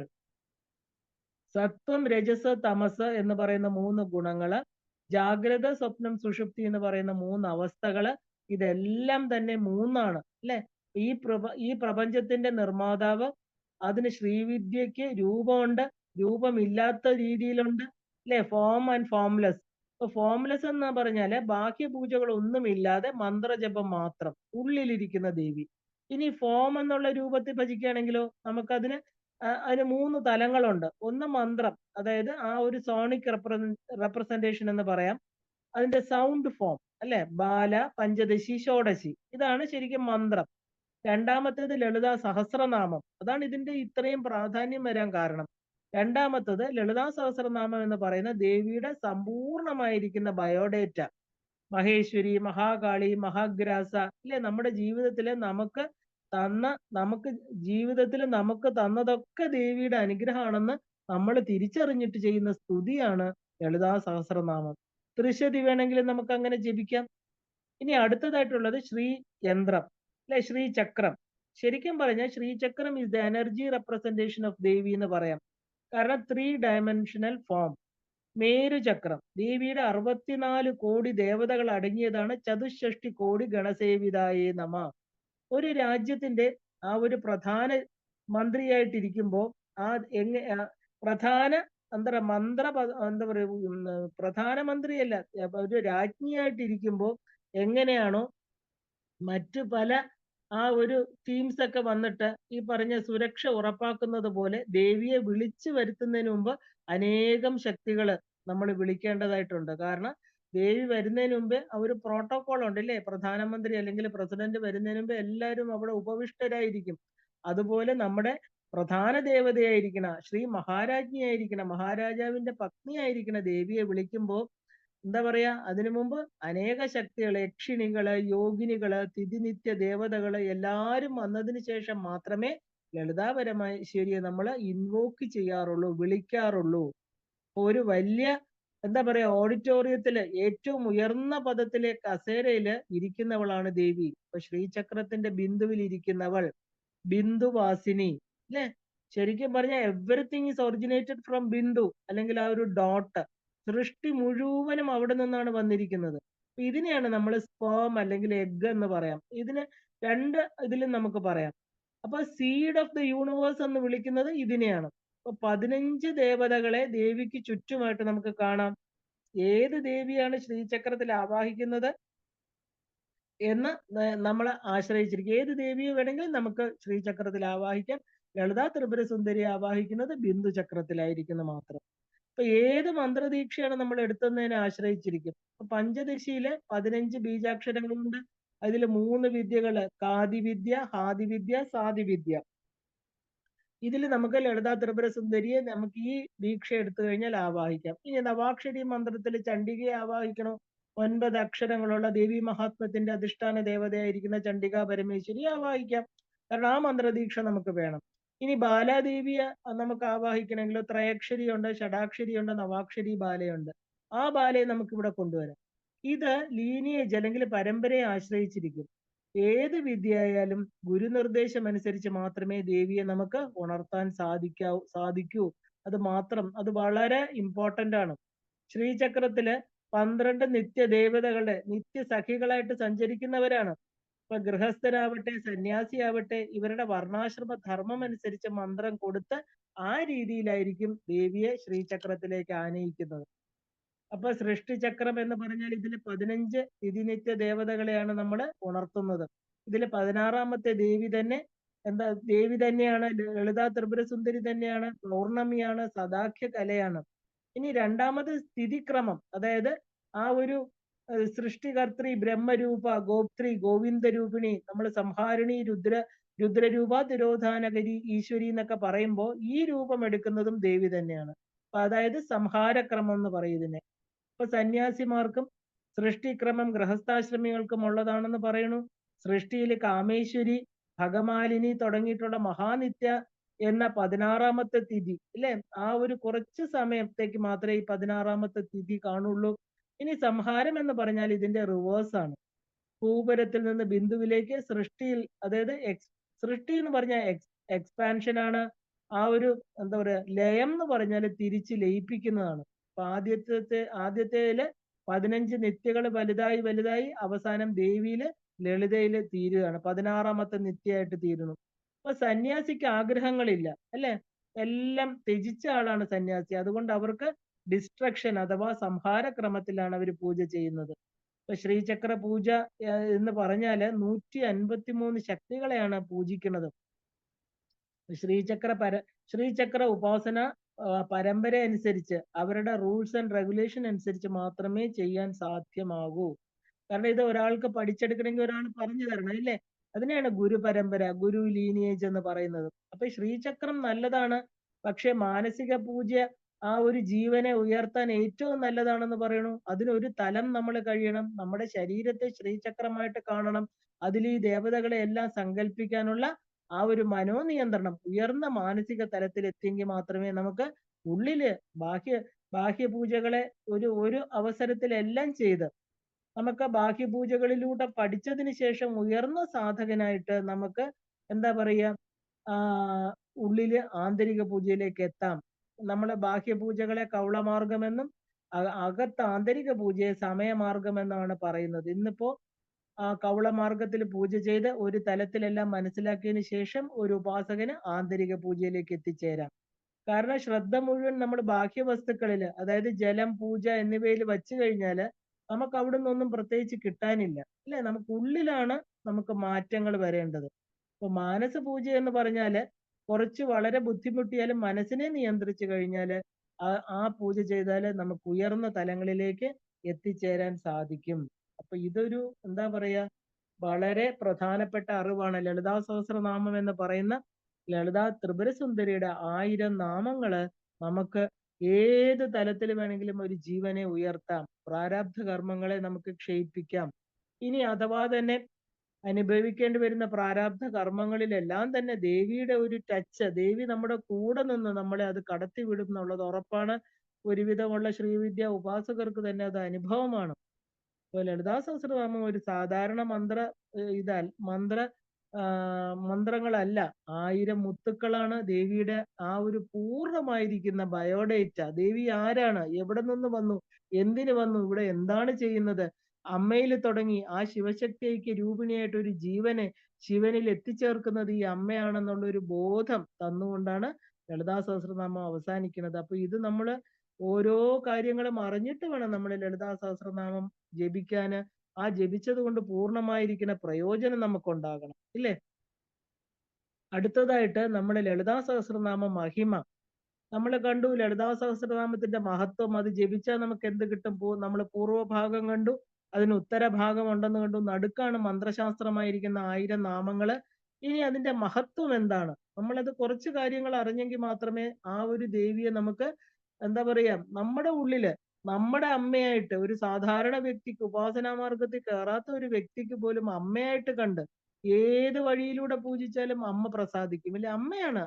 പറഞ്ഞുകൂടാത്ത അറിവ് കുറഞ്ഞ ഒരു കുഞ്ഞിനെ ആയിരിക്കും അമ്മ കൂടുതൽ ശ്രദ്ധിക്കുക. അപ്പൊ അതുകൊണ്ട് നമുക്കിതെല്ലാം അറിയുന്നത് കൊണ്ട് തീർച്ചയായിട്ടും ജീവിതത്തിൽ പ്രയോജനമേ ഉണ്ടാവുള്ളൂ. അപ്പൊ നമുക്ക് എന്താണ് ഈ ലളിതാ സഹസ്രനാമത്തിന്റെ മഹത്വം? അപ്പോ ശരിക്കും പറഞ്ഞാല് ദേവിയുടെ ആവശ്യപ്രകാരമാണ് പശുന്യാദികള് ഈ ലളിതാ സഹസ്രനാമം എഴുതിയെന്ന് മാത്രമല്ല, എഴുതി കഴിഞ്ഞ് ദേവിയുടെ മുമ്പിൽ വായിച്ച് കേൾപ്പിച്ചപ്പോ ദേവി തന്നെ ആ ഒരു ശിവശക്തി ഐക്യ രൂപിണി ലളിതാംബിക എന്ന് 999 നാമം കഴിഞ്ഞപ്പോൾ തന്റെ കയ്യൊപ്പിട്ടു എന്ന് പറയുന്നു, ലളിതാംബിക, അല്ലെ? ഒരു സമുദ്രത്തിൽ നിന്ന് ലളിതാ പരമേശ്വരിക്ക് മാത്രം ശരിക്കും പറഞ്ഞ ഒരു സമുദ്രത്തിൽ നിന്ന് 1000 മുത്തുകള്, ഉജ്ജ്വലമായിരിക്കുന്ന 1000 മുത്തുകൾ എടുത്ത് കോർത്തതുപോലെയാണിത്. ലളിതാ പരമേശ്വരിക്ക് മാത്രം 14 സഹസ്രനാമങ്ങളുണ്ട്. അതിൽ ഏറ്റവും വിശേഷപ്പെട്ടതാണ് പശുന്യാദി വാഗ്ദേവതകൾ എഴുതിയ ഈ സഹസ്രനാമം. ഈ 14 സഹസ്രനാമത്തില് പലതും ഇന്ന് അവൈലബിൾ ആണ്, ചില ഭാഷകളിലാണെന്ന് മാത്രം. പക്ഷെ ഇത് മാത്രമാണ് ഇന്ന് വളരെ പ്രചാരം നേടിയിരിക്കുന്നത്. അപ്പൊ ഇത് ആദ്യമായിട്ട് വായിച്ചത് എവിടെയാണെന്ന് നമ്മൾ കണ്ടു, ശ്രീപുരത്തിൽ വെച്ചാണ്, അല്ലെ? ഈ ശ്രീപുരം എവിടെയാണെന്ന് ചോദിച്ചാല് സുധാ സിന്ധൂർ മധ്യേ സൂര്യവിടപിവാടി പരിവൃതേ മണിദ്വീപേ നമ്മൾ കണ്ടു. നീപോപ ഉപവനവതി ചിന്താമണി ഗ്രഹേ ശിവാകാരേ മഞ്ചേ ഭജന്തി ത്വാം ധന്യാഹ കഥചിന ചിദാനന്ദ ലഹരി. വളരെ പ്രസിദ്ധമായിരിക്കുന്ന അമ്മ താമസിക്കുന്ന എവിടെയാണ് സ്ഥലം എന്ന് ശങ്കരാചാര്യ ഭഗവത് പാദർ നമുക്ക് പറഞ്ഞു തരുന്നു സൗന്ദര്യ ലഹരിയില്, അല്ലെ? കോടിക്കണക്കിന് ബ്രഹ്മാണ്ടങ്ങൾക്കപ്പുറത്ത് 1008 അണ്ടങ്ങൾ ചേർന്ന ഒരു ബ്രഹ്മാണ്ടം. ആ ഒരു അണ്ടം എന്നത് 14 ലോകങ്ങൾ ചേർന്നതാണ്. ഭൂർ ഭുവ സുവ, അല്ലെ? ഇനി ശരിക്കും 7 ലോകങ്ങൾ നമ്മൾ ഈ 14 ലോകങ്ങൾ പറയണമെങ്കിൽ ഭൂർ ഭുവ സുവർലോകം, മഹർലോകം, ജനലോകം, തപോലോകം, സത്യലോകം, അതലം, വിതലം, സുതലം, തലാതലം, രസാതലം, പാതാളം, മഹാതലം, പാതാളം, ഇത്രയും ചേർന്നതാണ് ഒരു അണ്ടം എന്ന് പറയുന്നത്. അപ്പൊ ഇങ്ങനെ 1008 അണ്ടങ്ങൾ ചേർന്ന ഒരു ബ്രഹ്മാണ്ടം. അപ്പൊ ഇങ്ങനെ നമ്മൾക്കിത് ചിന്തിക്കാതെ അത് നമ്മൾ ആലോചിക്കണം, ഈ ദേവി ആരാണ്? നമ്മുടെ ആ ഒരു ബുദ്ധിക്കും ആ ഒരു യുക്തിക്കും നിരക്കാത്തതിന് അത്രയും വലുതാണ്. ബ്രഹ്മാണ്ടം എന്ന് പറഞ്ഞാൽ 1008 അണ്ടങ്ങൾ ചേർന്നാണ് ഒരു ബ്രഹ്മാണ്ടം. അപ്പൊ ഇങ്ങനെ കോടിക്കണക്കിന് ബ്രഹ്മാണ്ടങ്ങൾ ചുറ്റിയ അമൃത സുധാ സിന്ധു, അമൃത കടല്, അതിനെയാണ് സുധാ സിന്ധു എന്ന് പറയുന്നത്. അതിന്റെ മധ്യത്തില് മണിദ്വീപില് ചിന്താമണി ഗൃഹത്തില് മഹാകാമേശ്വരന്റെ മടിയില് രാജരാജേശ്വരിയായിട്ട്, ത്രിപുര സുന്ദരിയായിട്ട്, ജഗന്മാതാവായിട്ട് ലക്ഷ്മി, സരസ്വതി തുടങ്ങിയവര് ചാമരം വീശിക്കൊണ്ട് അമ്മ പരിലസിക്കുന്നു. അപ്പൊ നമുക്ക് ഈ അമ്മയുടെ വാസസ്ഥാനത്തെ പോലും വളരെ ബുദ്ധിമുട്ടാണ് ഒന്ന് ചിന്തിക്കാൻ പോലും, അല്ലെ? അമ്മയുടെ വാസസ്ഥാനം എത്രയോ ദൂരെയാണ്. അപ്പൊ അങ്ങനെ ദേവിയെ സ്മരിക്കുമ്പോൾ ലക്ഷത്തിൽ ഒരാൾക്ക് മാത്രമേ സാധിക്കുള്ളൂ, ഇല്ലേ? അപ്പോ ഭാസ്കരരായര് പരദേവതയായിരിക്കുന്ന ദേവി, ഭാസ്കരൻ നമുക്കറിയാം ആദ്യമായിട്ട് ലളിതാ സഹസ്രനാമത്തിന് ഭാഷ്യം എഴുതിയ ആളാണ് ഭാസ്കരരായർ. അപ്പോ അദ്ദേഹത്തിന്റെ പരദേവതയാണ് ലളിതാ ത്രിപുര സുന്ദരി. ഈ ബ്രഹ്മാണ്ടങ്ങളിലെല്ലാം തന്നെ വിഷ്ണു, രുദ്രൻ, ബ്രഹ്മാവ്, ഇന്ദ്രൻ തുടങ്ങിയവർക്കെല്ലാം തന്നെ ദർശനം കൊടുക്കാൻ ഒരു ദിവസം തീരുമാനിച്ചു. കാരണം ഈ ഒരു പ്രത്യേക ദിവസം ബ്രഹ്മാണ്ട സഭയിലെ പഞ്ചപ്രേത മഞ്ചത്തില് ബിന്ദുസ്ഥാനത്ത് ദേവി അതായത് തന്നെ കുറിച്ച് എഴുതിയ സഹസ്രനാമത്തെ തന്റെ കുട്ടികളായ വാഗ്ദേവി ദേവതകളിൽ നിന്ന് കേൾക്കാൻ വേണ്ടിയിട്ട് ആസനസ്ഥയായി. ഇത് കേൾക്കാൻ കോടിക്കണക്കിന് ബ്രഹ്മാക്കള് സരസ്വതിമാരോട് കൂടി, കോടിക്കണക്കിന് വിഷ്ണുമാര് ലക്ഷ്മിമാരോടൊപ്പം, ഇന്ദ്രൻ ഇന്ദ്രാണികളോടൊപ്പം മണിദ്വീപില് ചിന്താമണി ഗൃഹത്തിൽ വന്ന് ആസനസ്ഥരായി. മാത്രമല്ല സമ്പത്കരി, അശ്വാരൂഢ, ഇച്ഛാശക്തി, ജ്ഞാനശക്തി, ക്രിയാശക്തി, പരാംബിക, വാരാഹി, ശ്യാമാദേവി, നകുലി ദേവി ഇങ്ങനെയുള്ള അനേക ശക്തി സമൂഹങ്ങൾ അല്ലെങ്കിൽ ശക്തി സംഘങ്ങൾ വന്ന് ദേവിയെ നമസ്കരിച്ച് അവരെല്ലാം ആസനസ്ഥരായി. നമ്മൾ ഇതൊന്ന് മനസ്സിൽ സങ്കല്പിക്കുമ്പോൾ തന്നെ നമ്മുടെ മനസ്സ് എത്രത്തോളം പ്രപഞ്ചത്തോളം വലുതാവുകയാണ് അല്ലെ? ഒരു വിഷ്ണുവിനെയോ ഒരു രുദ്രനെയോ നമുക്കറിയില്ല. അപ്പൊ കോടിക്കണക്കിന് ദേവതകൾ വണങ്ങുന്ന ഈ പരാശക്തിയുടെ പേര് ലളിത എന്ന് ഒരു പ്രാവശ്യം ജപിക്കുന്നതിന് തന്നെ നമ്മൾ എത്ര കോടി ജന്മ പുണ്യം ചെയ്തിരിക്കണമെന്ന് നമ്മൾ ചിന്തിച്ചു നോക്കണം.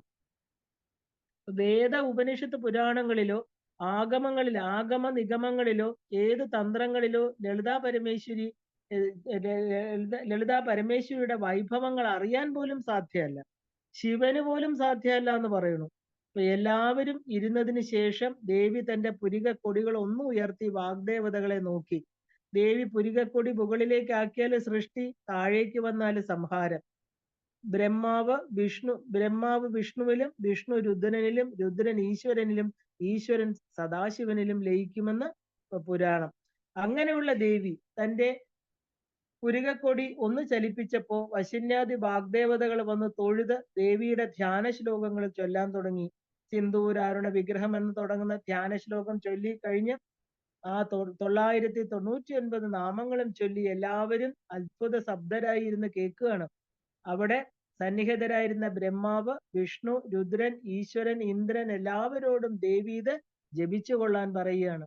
നിത്യപാരായണം ചെയ്യണം. ദേവി പറഞ്ഞതാണ് ഈ ദേവതകൾക്കെല്ലാം, ആ വാരാഹിക്കും, ശ്യാമാദേവിക്കും, അശ്വാരൂഢയ്ക്കും, ലക്ഷ്മിക്കും, ബാലയ്ക്കും, സരസ്വതിക്കും എല്ലാം ഇന്നും ജപിക്കുന്ന സഹസ്രനാമമാണ് ലളിതാ സഹസ്രനാമം എന്ന് പറയുന്നത്. ഇവരെല്ലാം ജപിക്കുന്ന നാമമാണിത്.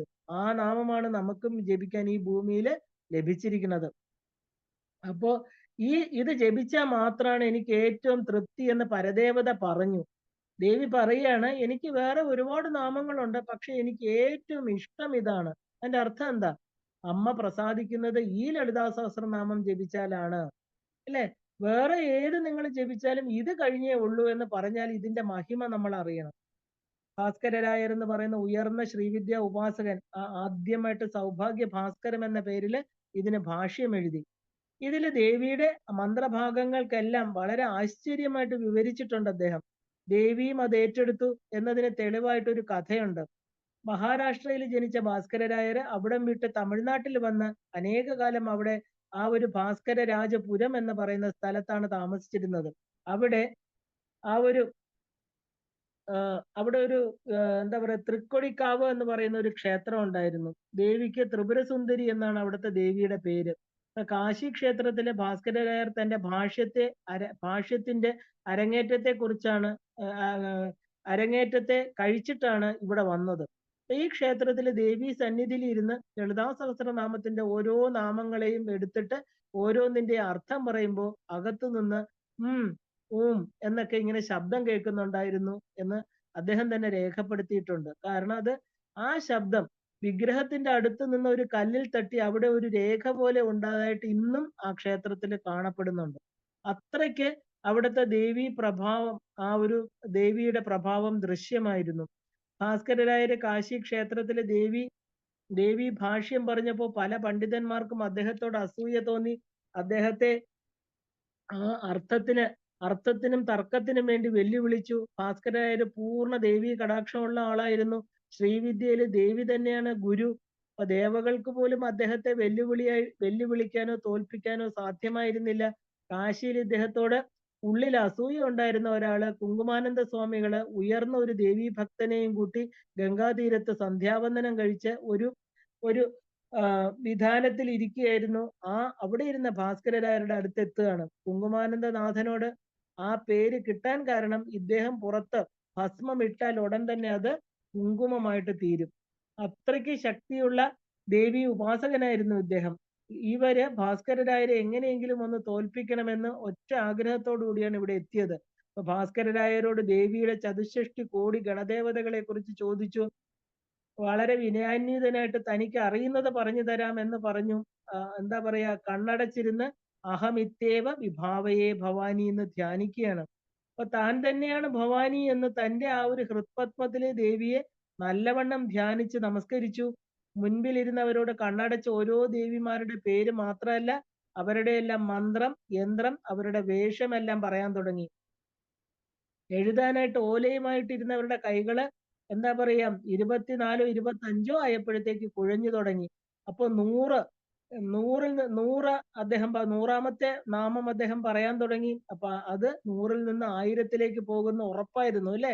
അദ്ദേഹത്തിന്റെ ശബ്ദത്തിന് പകരം എന്താ പറയാ വേറൊരു ശബ്ദമാണ് അവിടെ കേട്ടുകൊണ്ടിരുന്നത്. അപ്പോ മറ്റവര് പറഞ്ഞു തങ്ങൾക്ക് ഇതിനകത്ത് ഇരുന്ന് പറയുന്ന ആളെ കണ്ടാലേ വിശ്വസിക്കുകയുള്ളൂ എന്ന്. കുങ്കുമാനന്ദ കുങ്കുമനാഥ സ്വാമികൾ പറഞ്ഞു ഇത് സാക്ഷാൽ ദേവിയാണ്, എനിക്ക് കാണാമെന്ന് പറഞ്ഞിട്ട് അവർ വിശ്വസിച്ചില്ല, അവര് കൂട്ടാക്കിയില്ല. അദ്ദേഹം പറഞ്ഞു നിങ്ങൾക്ക് ഒരിക്കലും എന്താ പറയാ ഒരിക്കലേ കാണാൻ പറ്റുന്ന ആ പ്രകാശത്തിൽ നിങ്ങളുടെ കാഴ്ചശക്തി നഷ്ടപ്പെടുമെന്ന് പറഞ്ഞു. പക്ഷെ സാരമില്ല, ഇതിലൊന്നും വിശ്വസിക്കാത്തവര് പറഞ്ഞു ഞങ്ങൾക്ക് കണ്ടേ പറ്റൂ. അപ്പൊ കുങ്കുമനാഥ സ്വാമി നാഥര് കിണ്ടിയിൽ വെള്ളമെടുത്ത് ദേഹത്ത് തളിച്ചിട്ട് മനസ്സിൽ ധ്യാനിച്ച് അവരുടെ കണ്ണുകളിൽ തളിച്ചു. അപ്പോ 1000 കോടി സൂര്യപ്രഭയില് ആ ഒരു എന്താ പറയാ ക്ഷണ സൗദാമിനിയായിരിക്കുന്ന ദേവി ഒരു തത്തയുടെ രൂപത്തില്, അതായത് ശുഖരൂപിണിയായിട്ട് അതായത് ഹിമവർണ്ണ ശുഖി ഭാസ്കരരായരുടെ തോളിലിരുന്ന് ചെവിയിൽ ഓരോ യോഗിനിമാരുടെ പേരുകൾ പറയുന്നത് അവര് കണ്ടു. അതോടെ അവരുടെ കാഴ്ചശക്തി നഷ്ടപ്പെട്ടു പോവാണ്. സമസ്ത അപരാധം പറഞ്ഞ് ക്ഷമിച്ച് അവരുടെ കണ്ണിന് വീണ്ടും വെള്ളം തെളിച്ചപ്പോൾ കാഴ്ച വീണ്ടും കിട്ടുകയും ചെയ്തു. അത്രയ്ക്ക് ഉയർന്ന ഒരു ശ്രീവിദ്യ ഉപാസകനായിരുന്നു ഭാസ്കരരായർ. അത്രയ്ക്ക് ദേവിയുടെ കടാക്ഷം ഇല്ലെങ്കിൽ ലളിതാ സഹസ്രനാമങ്ങൾക്ക് അർത്ഥം എഴുതാൻ പറ്റില്ല അല്ലെ. സാക്ഷാൽ ദേവി പറഞ്ഞു കൊടുത്താണ് അദ്ദേഹം ഭാഷ്യം എഴുതിയിരിക്കുന്നത്. ഒരിക്കലും ദേവി ഉപാസകരെ നിന്ദിക്കാൻ പാടില്ല എന്ന് പറയുന്നത് അതുകൊണ്ടാണ്. ദേവി ഭാസ്കരരായരുടെ ജീവിതത്തിൽ ഒരുപാട് അത്ഭുതങ്ങൾ കൊടുത്തിട്ടുണ്ട്. അപ്പൊ ഇദ്ദേഹത്തിന് രാജാവ് തന്നെ പതിച്ചു കൊടുത്ത സ്ഥലം, അവിടെ ശിവപ്രതിഷ്ഠ, ദേവി പ്രതിഷ്ഠയും ഒരു ശ്രീചക്രവും ഉണ്ടായിരുന്നു. ഭാസ്കര രാജപുരം ആണ് സ്ഥലപ്പേര്. ഭാസ്കര രാജേശ്വരൻ എന്ന ശിവനും ആനന്ദ വല്ലീശ്വരി എന്ന് പറയുന്ന ദേവിയുടെ പേരും അങ്ങനെയാണ്. ഭാസ്കരരായരുടെ ഭാര്യയുടെ പേര് ആനന്ദവല്ലീശ്വരി എന്നായിരുന്നു. അപ്പൊ ഭാസ്കരരായർ ഈ ക്ഷേത്രത്തിലെ ശ്രീചക്രത്തില് സ്ഥിരമായിട്ട് പൂജ ചെയ്തിരുന്നു. കാരണം നമ്മളെ ബാഹ്യപൂജകളെല്ലാം ചെയ്തതിന് ശേഷമാണ് ദേവിയുടെ ഉള്ളില് നമ്മുടെ ഹൃദയ ആ മണിദ്വീപത്തിൽ ഇരുത്തുന്നത്. അപ്പോ ശ്രീവിദ്യ എന്ന് പറയുന്ന ആ ഒരു എന്താ പറയാ മഹാവിദ്യയെ സ്വായത്തമാക്കി ആത്മപൂജ ചെയ്തിരുന്ന ആളായിരുന്നു ഭാസ്കരരായർ. ഇപ്പൊ ജീവിതം മുഴുവൻ ദേവിക്ക് വേണ്ടി അർപ്പിച്ച ആളാണ് ഇദ്ദേഹം. കുറച്ച് മന്ത്രങ്ങൾ ജപിക്കുന്നതല്ല ശ്രീവിദ്യ. ഉറക്കത്തിൽ നിന്ന് എണീക്കുമ്പോൾ തന്നെ രശ്മിമാല മന്ത്രങ്ങളിൽ തുടങ്ങി പല്ല് തേക്കുമ്പോ, കുളിക്കുമ്പോ, താന്ത്രിക സന്ധ്യ വന്ദനം ചെയ്യുമ്പോ, രാത്രി 12 മണി വരെ, അതായത് 4 നേരവും ഇതെല്ലാം ചെയ്താൽ മാത്രമേ സകല കാലവും ദേവിയെ മാത്രം ചിന്തിക്കാൻ സാധിക്കുള്ളൂ. ശ്രീവിദ്യ എന്ന് പറഞ്ഞാല് 24 മണിക്കൂറും ദേവിയെ മാത്രം ചിന്തിക്കുക എന്നുള്ളതാണ്. എന്നാലേ ശങ്കരാചാര്യ സ്വാമികൾ പറഞ്ഞ പോലെ ജപോജൽപ ശില്പം എന്ന് പറയുന്ന എല്ലാ കർമ്മങ്ങളും, അഭിരാമി ഭട്ടര് പറഞ്ഞതുപോലെ അമ്മ എവിടെ തിരിഞ്ഞാലും കരിമ്പ് വില്ലും പുഷ്പബാണങ്ങളും പാശവും അങ്കുശവും വെച്ച് എനിക്ക് വഴികാട്ടിയായിട്ടിരിക്കണേ. എങ്കിലേ നമുക്ക് ഭാസ്കരരായർക്കും ഭാര്യയ്ക്കും ഇവിടെ ദേവി സഹായിച്ച പോലെ അമ്മ കൂടെ നിന്ന് നമ്മുടെ കൈ പിടിച്ച് നമ്മുടെ പ്രാരാബ്ധ കർമ്മങ്ങളിൽ നിന്ന് പുറത്തേക്ക് കൊണ്ടുവരുള്ളൂ. ഭാസ്കരരായർക്കും ഭാര്യയ്ക്കും ഇവിടെ ദേവിക്ക് സ്വർണ്ണാഭരണങ്ങൾ ഇട്ട് കാണാൻ വളരെ ആഗ്രഹമായിരുന്നു. അവര് കടം വാങ്ങി ദേവിക്കെല്ലാം ചാർത്തുമായിരുന്നു. കടം വീട്ടാനുള്ള പണത്തിനായി തന്റെ പിറന്ന സ്ഥലമായിരിക്കുന്ന മഹാരാഷ്ട്രയിലേക്ക് പത്നിയായിരിക്കുന്ന ആനന്ദവല്ലിയെ അയച്ചു ഭാസ്കരരായര്. ഭാസ്കരരായര് ലളിതാ സഹസ്രനാമത്തില് അപർണ എന്നൊരു നാമത്തിന് ഋണമോചിത എന്നാണ് അർത്ഥം എഴുതിയിരിക്കുന്നത്. കടങ്ങളിൽ നിന്ന് മോചിപ്പിക്കുന്നവൾ. ഒന്ന് ചോദിച്ചാല് രണ്ട് കൊടുക്കുന്നവളാണ് ദേവി അല്ലെ എന്നാണ് ഭാഷ്യം എഴുതിയത്. അപ്പോ അപർണ എന്നാല് ശരിക്കും പറഞ്ഞ ശിവനെ ലഭിക്കാൻ പഞ്ചാഗ്നി മധ്യത്തിൽ തപസ് ചെയ്യുമ്പോൾ താഴെ വീണ ഇലകൾ പോലും ഭക്ഷിക്കാത്തവൾ എന്നാണ് ശരിക്കും അർത്ഥം. അപ്പോ അവിടെ ദേവിയുടെ ലളിതാ സഹസ്രനാമങ്ങൾ ഓരോന്നായിട്ട് ജപിച്ചുകൊണ്ടിരുന്നപ്പോ കടം കൊടുത്ത ആള് പണം തിരിച്ചു ചോദിക്കാൻ വന്നു. പൂജയിലായതുകൊണ്ട് ഭാസ്കരരായർ എണീറ്റില്ല. വന്നയാള് പറഞ്ഞു, കടം കടം തന്ന ആളിനെ ബഹുമാനിക്കാതിരിക്കുന്നത് കണ്ടില്ലേ എന്ന് പെറുപിറുത്തുകൊണ്ട് പോയി. ഭാര്യ തിരിച്ചെത്തിയുമില്ല. സ്വത്ത് വിറ്റുകൊണ്ട് വന്നിട്ടുമില്ല. അന്നൊക്കെയാണെങ്കിൽ പൗർണമി, ഒരു ശ്രീവിദ്യ ഉപാസകൻ പൗർണമിക്ക് വളരെ ചന്ദ്രബിംബത്തിലെ ദേവിയെ ധ്യാനിച്ച് ലളിതാ സഹസ്രനാമം ജപിക്കാറുണ്ടായിരുന്നു. അപ്പൊ അങ്ങനെ ജപിച്ചാല് ആ പാല് മുമ്പിൽ വെച്ച് ചന്ദ്രകിരണങ്ങൾ അതിൽ പതിച്ച് അത് കുടിച്ചാൽ എത്ര വലിയ വ്യാധിയും മാറിപ്പോകുമെന്ന് പറയാറുണ്ട്. ഉറപ്പാണത്. ഓരോ പൗർണമിയിലും ഇത് ചെയ്യാം. കണ്ണാടിയിൽ പണ്ട് കാലത്ത് പൗർണമി രാത്രി ഇതുപോലെ ആവാഹിച്ച് പൂജിച്ചാല് അവർക്ക് അഷ്ട ഐശ്വര്യങ്ങളും വന്നു ചേരുന്ന പറയാറുണ്ട്. പുഷ്പങ്ങൾ കൊണ്ട് അർച്ചന ചെയ്യണം. ഭാസ്കരരായർ പൂജ ചെയ്യുന്നത് കാമാക്ഷിയായിരിക്കുന്ന ലളിതാ ത്രിപുര സുന്ദരിയാണ്. അപ്പോ അപ്പൊ കാടും വീടും സ്നേഹിതരും ശത്രുക്കളും എല്ലാം അവർക്ക് ഒരുപോലെയാണ്. അങ്ങനെ ഈ ശ്രീവിദ്യ പൂജയില് അപർണായേ നമ എന്ന് പറഞ്ഞപ്പോ ആണ് കടക്കാരൻ വന്നത്. അപ്പൊ ദേവി പൂജയില് നിന്ന് എഴുന്നേക്കാൻ പാടില്ല. ഭാസ്കരരായർ അറിയാതെ ദേവിയോട് പറഞ്ഞു, അമ്മ, അപർണ എന്ന നാമം ഞാൻ അമ്മയെ പൂജിക്കാൻ എടുത്തു. എന്താണ് എന്താണ് അർത്ഥം എഴുതിയത്? കടം തീർത്ത് കൊടുക്കുന്നവൾ എന്നല്ലേ? ആരാണമ്മേ അമ്മയെ പൂജിക്കുന്നത്? അവർക്ക് കടം ഇല്ലാതാകും എന്നല്ലേ ഞാൻ എഴുതിയത്? എന്നിട്ട് എന്താ അമ്മ എന്റെ കടം തീർക്കാത്തതെന്ന് അറിയാതെ ചോദിച്ചു. രണ്ട് കാലും മടക്കി പത്മാസനത്തിലിരുന്ന ദേവി ഇത് കേട്ട് തന്റെ ഇടതുകാൽ എടുത്ത് താഴെ വെച്ച് മറ്റേ പാദവും ഭൂമിയിൽ വെച്ച് സാക്ഷാൽ ആനന്ദവല്ലിയുടെ രൂപത്തില് പുറത്തേക്ക് വന്നു. ദേവി സ്വസ്വരൂപത്തില് ഭൂമി ചവിട്ടി നിന്നത് അത് ഭൂമിക്ക് താങ്ങാനായില്ല. ദേവി പലപ്പോഴും ബാലാസ്വരൂപത്തിലാണ് ഭക്തർക്ക് ദർശനം കൊടുക്കുന്നത്. പഞ്ചപ്രേത മഞ്ചത്തിൽ വെച്ചിരുന്ന പാദത്തെ ഭൂമിയില് സ്വരൂപത്തെ മാറ്റി ആ ഒരു വാസ്തവ സ്വരൂപത്തിലെ ദേവി എന്താ പറയാ, ആ ത്രിമൂർത്തി ശരിക്കും പറഞ്ഞാല് ആ ദേവി രൂപം എന്ന് പറയുന്നത് ത്രിമൂർത്തികൾക്ക് പോലും കാണാൻ ലഭിക്കില്ല. മഹാതപസ്സിലൂടെ മാത്രം ഒരു നിമിഷത്തേക്ക് മാത്രമാണ് ദേവിയുടെ സ്വരൂപ ദർശനം ത്രിമൂർത്തികൾക്ക് പോലും കിട്ടുന്നത്. അപ്പൊ ദേവി ആനന്ദിയുടെ രൂപത്തില് കടക്കാരന്റെ വീട്ടില് സന്ധ്യാസമയത്തെത്തി കടം കൊടുത്തവരുടെ കൂടെ പറഞ്ഞു, നിങ്ങളിൽ നിന്ന് പണം വാങ്ങിയ അദ്ദേഹം സ്വർണ്ണാഭരണം ഉണ്ടാക്കി ഭഗവതിക്ക് ചാർത്തുകയാണ് ചെയ്തത്. മറ്റുള്ളവരെ പോലെ അദ്ദേഹത്തെ വഴക്ക് പറഞ്ഞത് ശരിയായില്ല. അദ്ദേഹം ഒരു ഉയർന്ന ദേവി ഭക്തനാണെന്നൊക്കെ പറഞ്ഞ് വാങ്ങിയ പണം അവരുടെ കയ്യിൽ വെച്ചിട്ട് അതീവ തേജസ്വിയായിരിക്കുന്ന ആ സുമംഗലി കുങ്കുമം പോലും സ്വീകരിക്കാതെ അപ്രത്യക്ഷപ്പെട്ടു എന്നാണ് പണം ചോദിച്ചു വന്നവർ പറഞ്ഞത്. അപ്പൊ പണം അകത്ത് വെച്ച് ഭാസ്കരരായരുടെ അടുത്ത് മാപ്പ് പറഞ്ഞ് അവര് എന്താ പറയാ ആ വാങ്ങിച്ച ആള് അവിടെ ഓടിയെത്തി. അവിടെ എത്തിയപ്പോഴാണ് ആനന്ദി എന്ന് പറയുന്ന അദ്ദേഹത്തിന്റെ യഥാർത്ഥ ഭാര്യ പണവുമായിട്ട് കാറിൽ വന്ന് ഇറങ്ങുന്നതും ഭാസ്കരരായർ പെട്ടെന്ന് പണം അവിടെ എത്തിക്കുകയും ചെയ്തത്. അപ്പൊ പൂജ നടന്നപ്പോ അയാള് വന്ന വിവരവും പറയുന്നുണ്ടായിരുന്നു. ഇയാള് തനിക്ക് പണം ആ നന്ദി കാരണം കൊണ്ടുവന്നതാണെന്ന് ഉറപ്പിച്ചു പറഞ്ഞത് കേട്ട് ഭാസ്കരരായർ കണ്ണടച്ച് ഒരു നിമിഷം നിന്നു. അമ്മ ക്ഷമിക്കൂ, അറിയാതെ പറഞ്ഞതാണെന്ന് പറഞ്ഞ ആ പാദത്തിൽ കെട്ടിപ്പിടിച്ച് പൊട്ടിക്കരയാണ്. ദേവി അവ്യാജ കരുണാമൂർത്തിയാണ്. ഭക്തന്റെ ദുഃഖം ഭഗവതിക്ക് സഹിക്കില്ല. തന്റെ ഭക്തർക്ക് വേണ്ടി ഭൂമിയിൽ ഇറങ്ങി വന്ന് സഹായിച്ച് സദാ തയ്യാറായി നിൽക്കുന്ന ഒരു ഭഗവതിയാണ് ദേവി. അപ്പോ ദേവി എപ്പോഴും പുരികക്കൊടി ശകലം മുകളിലോട്ട് കയറ്റി വെച്ച് എപ്പോഴും ചിന്തയിലാണെന്ന് ശങ്കരാചാര്യ സ്വാമികൾ സൗന്ദര്യ ലഹരി പറയാറുണ്ട്. സദാ തന്റെ കുഞ്ഞുങ്ങളുടെ ഭയങ്ങള് എങ്ങനെ മാറ്റാമെന്ന് ചിന്തിച്ച് ഇരിക്കുകയാണ് അമ്മ. ഇപ്പൊ തിരുവായൂർ ക്ഷേത്രത്തിലെ കമലാംബ ഒരു കാലിന്റെ മേലെ മറ്റേ കാല് കയറ്റി സൃഷ്ടിയെ കുറിച്ചാണ് ചിന്തിച്ചുകൊണ്ടിരിക്കുന്നത്. ആ അമ്മയുടെ മനസ്സ് സദാ തന്റെ മക്കളെ കുറിച്ചാണ്. തന്റെ ഗൃഹം വിട്ടുപോയ അവരെ എങ്ങനെ കൈവല്യമുക്തി കൊടുത്ത് തിരിച്ചു കൊണ്ടുവരുമെന്ന് അമ്മ സദാ ചിന്തിച്ചു കൊണ്ടിരിക്കുന്നു എന്ന് പറയാറുണ്ട്. എല്ലാ മന്ത്രശാസ്ത്രങ്ങളും ഇതിൽ രഹസ്യമായിട്ട് വെച്ചിട്ടുണ്ട്. ഈ ഒരു സഹസ്രനാമത്തില് ഗായത്രി, വ്യാഹൃതി, സന്ധ്യ, ആ ഒരു ദ്വിജവിന്ദ വൃന്ദ നിഷേവിത, ആത്മവിദ്യ, മഹാവിദ്യ, ശ്രീവിദ്യ, കാമസേവിത, ശ്രീ ഷോഡശാക്ഷരി വിദ്യ, ത്രികൂട, കാമകോടിക, ഇങ്ങനെ പരാശക്തിയായിട്ടും മന്ത്രസ്വരൂപിണിയായിട്ടും ആ ഒന്നിൽ നിറഞ്ഞ ആ ആ നിറഞ്ഞിരിക്കുകയാണ് അമ്മ. ഇതിൽ ഓരോ നാമത്തിലും അതായത് മാതാ എന്നാല് ഗർഭത്തിൽ ചുമന്ന് വളർത്തുന്നവൾ, ജനനി എന്ന് പറഞ്ഞാൽ ജനിപ്പിക്കുന്നവൾ, വിധാത്രി എന്ന് പറഞ്ഞ ഒരു സ്ത്രീ കുഞ്ഞിനെ താങ്ങുന്നവൾ, പ്രസവിത്രി ഗർഭപാത്രത്തിൽ നിന്ന് പുറത്തേക്ക് കൊണ്ടുവരുന്നവൾ, ജഗത് പ്രസവിത്രി ഈ ജഗത്തിനെ പ്രസവിച്ചവൾ, അമ്പാൾ. അമ്പാൾ എന്ന് പറഞ്ഞാൽ ശിവൻ, സ്വാമി അല്ലെ, ശിവന്റെ ഭാര്യയായിട്ടിരിക്കുന്നവൾ അമ്പാൾ എന്ന അമ്മയുടെ സന്നിധി. അപ്പൊ അംബിക, അമ്മ, ആ തൊട്ടിൽ കിടക്കുന്ന ഒരു കുഞ്ഞ് ഒന്ന് കരഞ്ഞാൽ പോലും തോളത്തിട്ട് തട്ടി ഇല്ലേ കരച്ചിൽ മാറ്റാൻ, അഥവാ ആ അമ്മയുടെ ജോലി എന്താ, കുഞ്ഞിനെ സന്തോഷിപ്പിക്കുക അല്ലെ, നന്നായിട്ട് വളർത്തുക.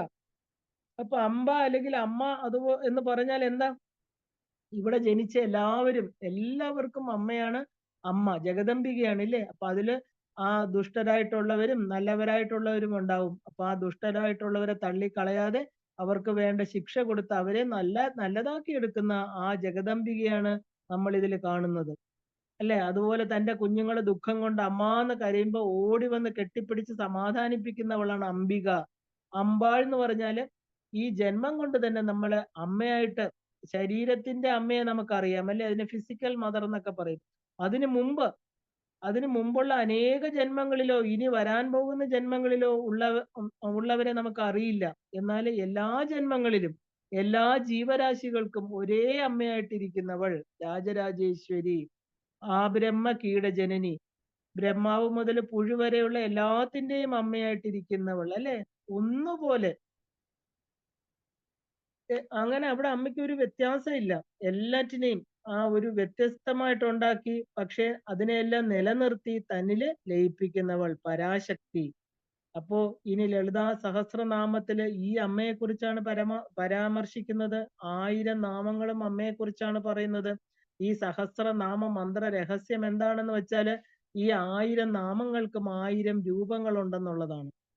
അപ്പൊ ഇതില് താമ്പൂലപൂരിത മുഖി ഇല്ലേ, മൂകാചാര്യര് നമുക്കറിയാം കാളമേഘം എന്ന് പറയുന്ന രണ്ടുപേര് തമിഴ്നാട്ടിലെ പ്രസിദ്ധ കവികളാണ് അവര്. അപ്പൊ താമ്പൂലപൂരിത മുഖി എന്നൊരു നാമത്തെ കൂടുതൽ, അതായത് 108 തവണ ജപിച്ചാല് ഏത് ഊമയും സംസാരിക്കുമെന്നാണ് പറയുന്നത്. ഏത് മന്ദബുദ്ധി ബുദ്ധിമാനായിട്ട് തീരും. കാമേശ്വര ബദ്ധമാംഗല്യ സൂത്രശോഭിത കന്ധര, അങ്ങനെ കന്ധരായി നമ എന്ന് ജപിച്ചാല് കല്യാണം കഴിയാതെ നിൽക്കുന്നവർക്ക് കല്യാണം നടക്കും. കാരണം ശ്രീമാത, ശ്രീ മഹാരാജ്ഞി, ശ്രീമത് സിംഹാസനേശ്വരി. ഈ ഓരോ നാമത്തിനും ഓരോ രൂപമുണ്ട്. ഇതിനോരോ കഥകളും ഉണ്ട്. കാരണം ശരിക്കും പറഞ്ഞാല് നമ്മൾ ഇതെല്ലാം അന്വേഷിച്ചെങ്കിൽ മാത്രമേ നമുക്ക് അറിയാൻ പറ്റുള്ളൂ. കാരണം ശരിക്കും പറഞ്ഞാല് ഇതൊരു എന്താ പറയാ, നമ്മൾ ദേവിയെ കുറിച്ച് കൂടുതൽ കൂടുതൽ അറിയുമ്പോൾ നമ്മൾ എത്രത്തോളം അമ്മയുമായിട്ട് അടുക്കാൻ പറ്റുമോ അത്രത്തോളം അടുക്കുക ചെയ്യുന്നത്. കാരണം നമ്മളൊരു റിസർച്ച് സ്കോളറ് വർക്ക് ചെയ്യണ പോലെ നമ്മൾ ദേവിയെ അന്വേഷിക്കണം. അപ്പൊ നമുക്ക് അമ്മ ആരാണെന്നും നമ്മുടെ ജീവിതത്തിൽ അമ്മയുടെ റോൾ എന്താണെന്നും നമുക്ക് മനസ്സിലാക്കാം. ഒരു റിസർച്ച് സ്കോളർ ആയിട്ടിരുന്ന ഒരാളുണ്ടായിരുന്നു. അദ്ദേഹത്തിന് യോഗശക്തി കൊണ്ട് മറ്റുള്ളവരുടെ നെഗറ്റീവ്സ് കാണാൻ സാധിക്കുമായിരുന്നു.